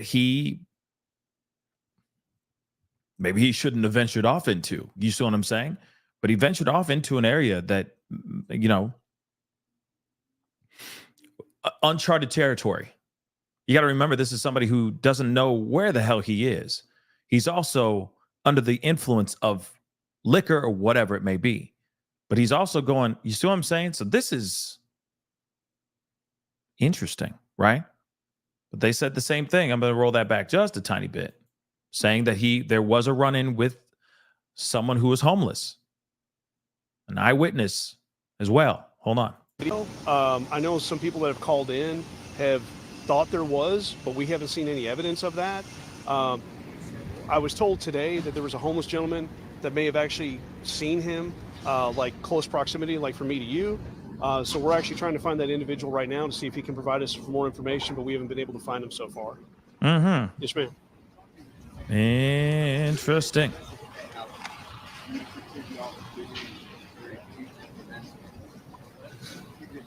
We have a lot of family members in the area trying to help you work in tandem with family members. It's just like when we have a homicide, we try to have one point of contact, whether it's one parent, 2 parents, an aunt, whoever is kind of the spokesperson for the family, just because the nature of the investigation can be so cumbersome that it's hard for us to answer multiple questions. Like if there's 15 of you out here right now, realistically, we may not have the time to talk to actual 15 individual people, right? That's why we have public information officers, or like here, we're doing a quick briefing on it. So usually what we'll do, and as I've spoken to mom and dad today, was everything will go through them. So they have multiple ways to contact me. Any questions they have, even from other family, I've asked them to direct it to mom and dad, let mom and dad contact us, because otherwise it gets to be the telephone game, and then misinformation gets out there. And in this case, it's a missing person. But if it was a homicide, then we risk the chance of affecting the integrity of that case. And obviously, we don't want to put everything out in a homicide. In this case, we're putting everything out because it's a missing person. But it still helps to have just one point of contact, just because everybody wants to know, but they also have to understand that for us to do our job effectively, we're utilizing literally everybody that we have that we can at the moment. And so if I have like 5 detectives here today, and they're all handling phone calls, well, then I don't have any detectives out here looking for this gentleman.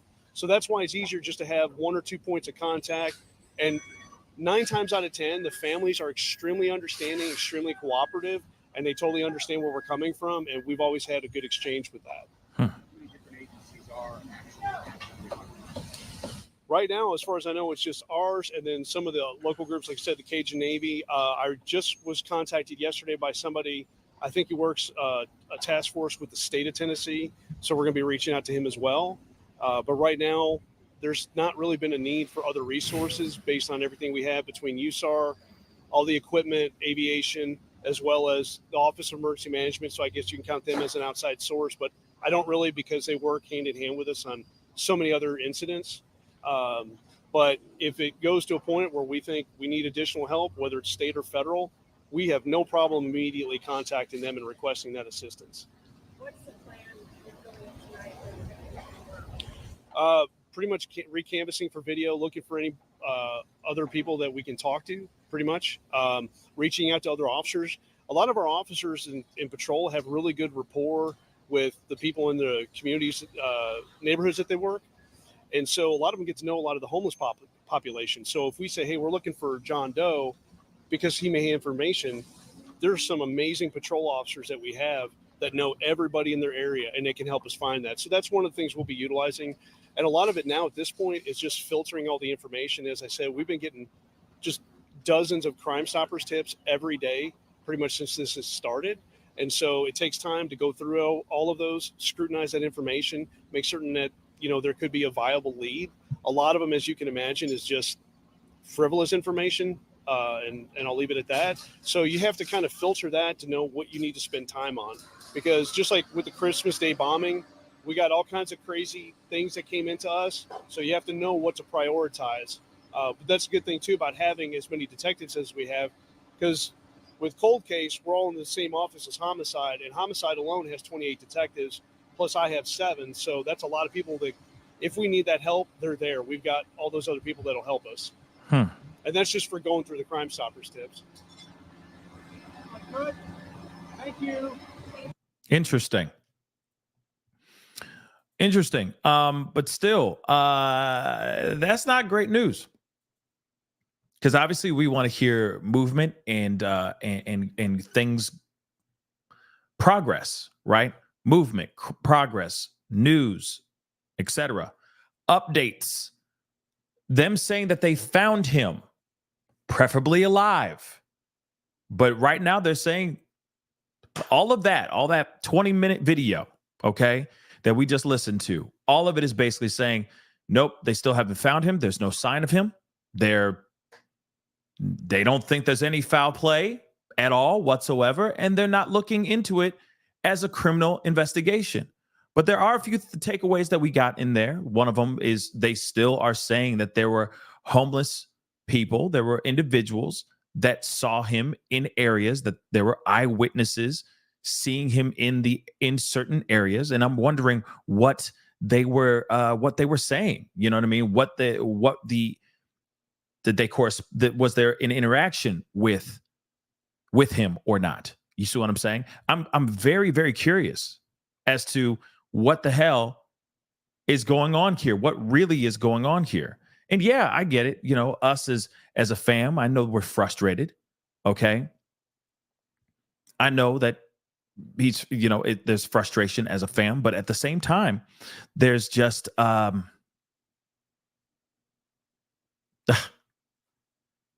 it's still kind of hands up in the air. We don't know anything. You know what I mean? Like, meh, we don't know, but it's not a criminal investigation. We don't suspect any foul play. And honestly, I don't know. I think that there's foul play. I honestly feel in my heart of hearts that something wrong happened here, and it may have been something that was done against him, right? Done against his will.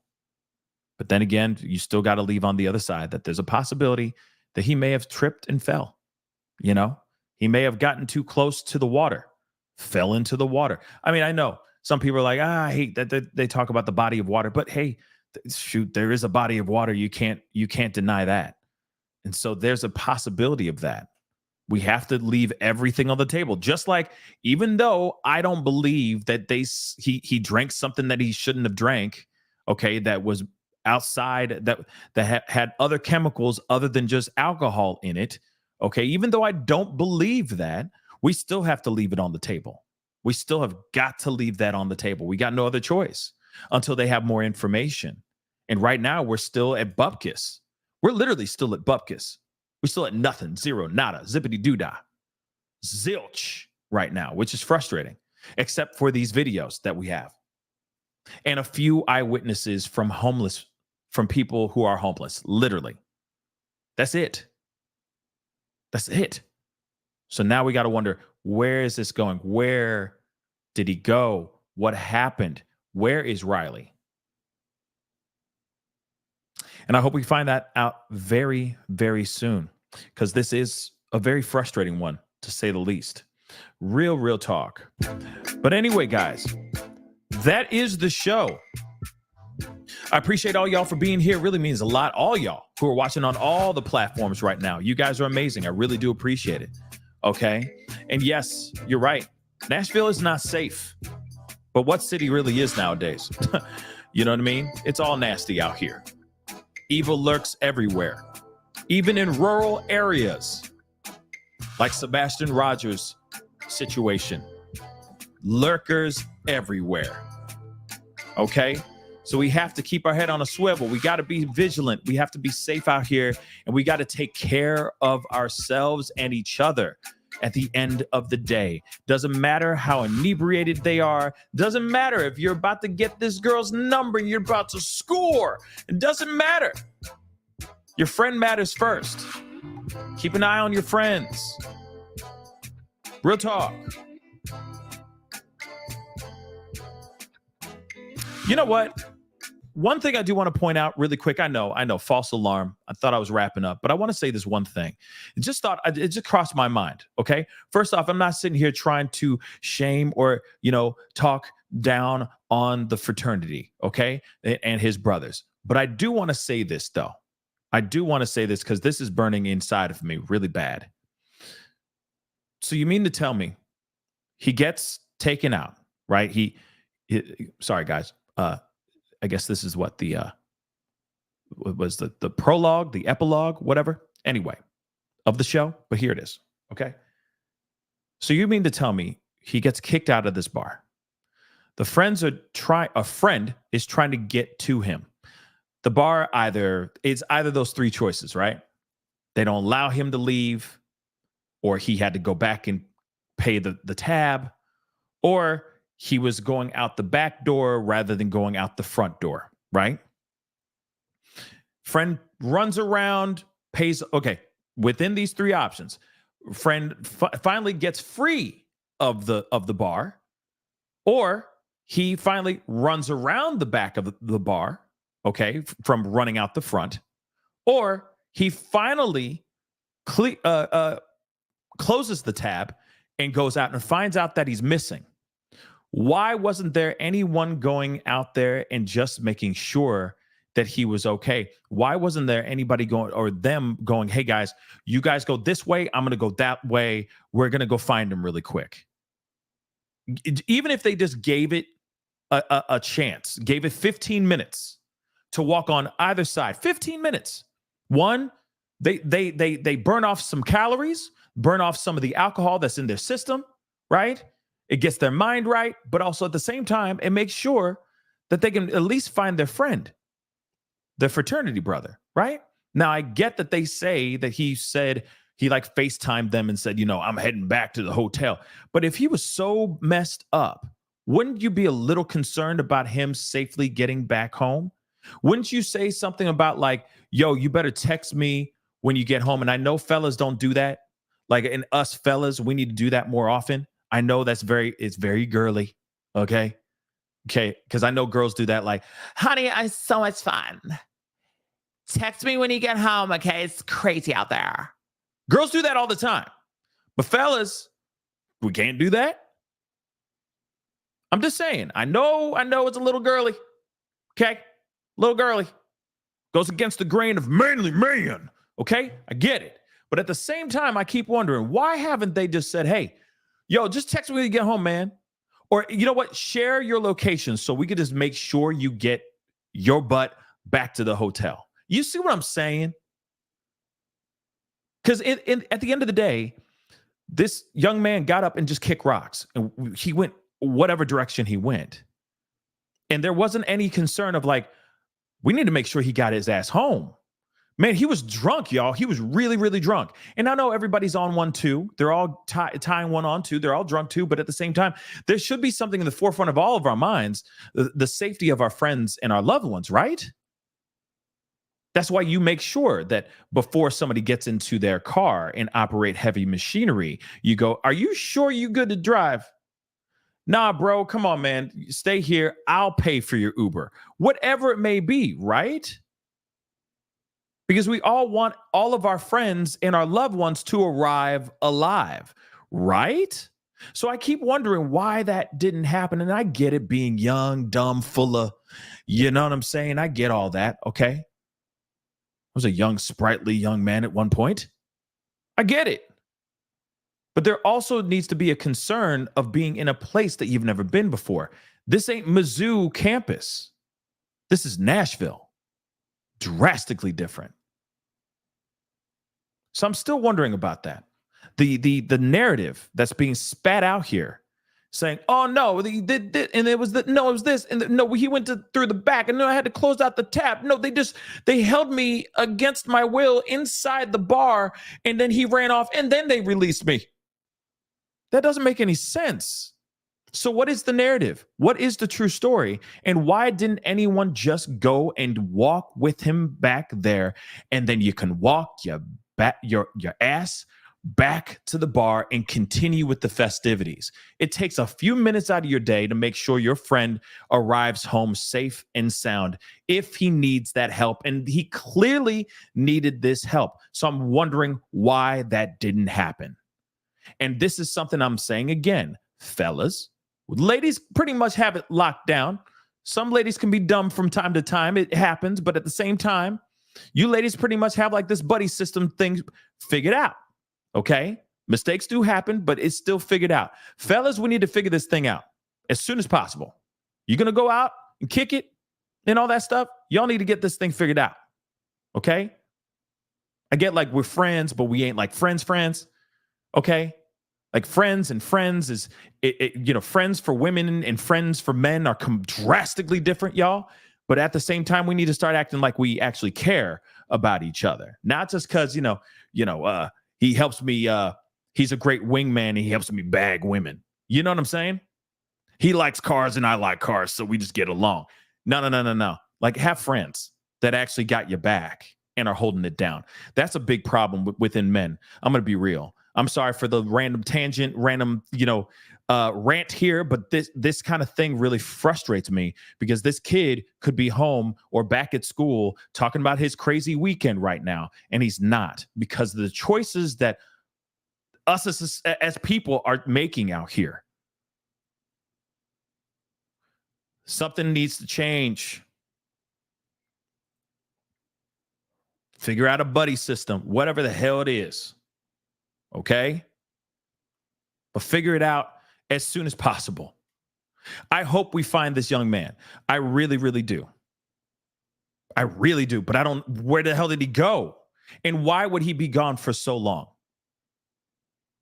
That's something we need to figure out. But the story with the fraternity, I'm not sitting here saying that there's foul play or they wanted him to kick rocks and get lost out here in these streets. I'm not saying that at all. I'm just saying the responsibility of taking care of your own brothers is still very questionable here. Still very questionable in my personal opinion. Okay, guys, I'm done. I said what I said, and I say this with all the love in my heart. Real talk. Real talk. Anyway, guys, I appreciate all y'all for being here. It really does mean a lot. Seriously, you guys are dope. I hope we find this young man. We really need to figure it out. They really need to figure it out. But they're saying no foul play, and I say cap. I say lie on that. I say lies. They got it wrong, I think. But I've been wrong 99.9% of these cases. So maybe I'm wrong on this. We'll find out. But nonetheless, I hope that he gets home safe. He is found and is brought home safely and alive. That's what I'm hoping. Okay? Yellow Man, what's up, man? What's up, man? Anyway, guys, I appreciate all y'all for being here. It really does mean a lot. You guys are amazing. Again, on all these platforms, Twitter, Facebook, YouTube. I appreciate all y'all for watching on all these platforms. Thank you, thank you, thank you. Be sure to hit that like button down below. Share this feed if you can, okay? If you felt moved, if you liked the conversation and all that stuff, do not forget to do that, all right? Helps with the show. Please don't forget to hit that follow button if you're watching on Twitter or X. Hit that follow button on my Facebook page, please, and thank you. Hit that subscribe button if you're watching on YouTube, please, okay? And also, of course, follow me on my TikTok, Instagram as well. The Pascal Show, one word. Of course, you can support the channel by hitting that join button down below on YouTube or go to my Patreon. Check out pascalmerch.com. All right. We got many more stories, many more topics to cover before the end of the night. So be sure, or before the end of the day. So please be sure to have that notification bell set to all so that you know whenever we go live, whenever we upload, because it is random. And we got some more stories to talk about. Be on the lookout. It may be late, it may be early, but we will be doing a show nonetheless. Okay, guys? Anyway, guys, I appreciate all y'all. Have a great rest of your afternoon. Stay blessed out there. Stay safe out there. Hold it down for each other. That's what we need. Be good to yourselves. Be good to one another. I'll see you guys soon. This is the Pascal Show. Bye.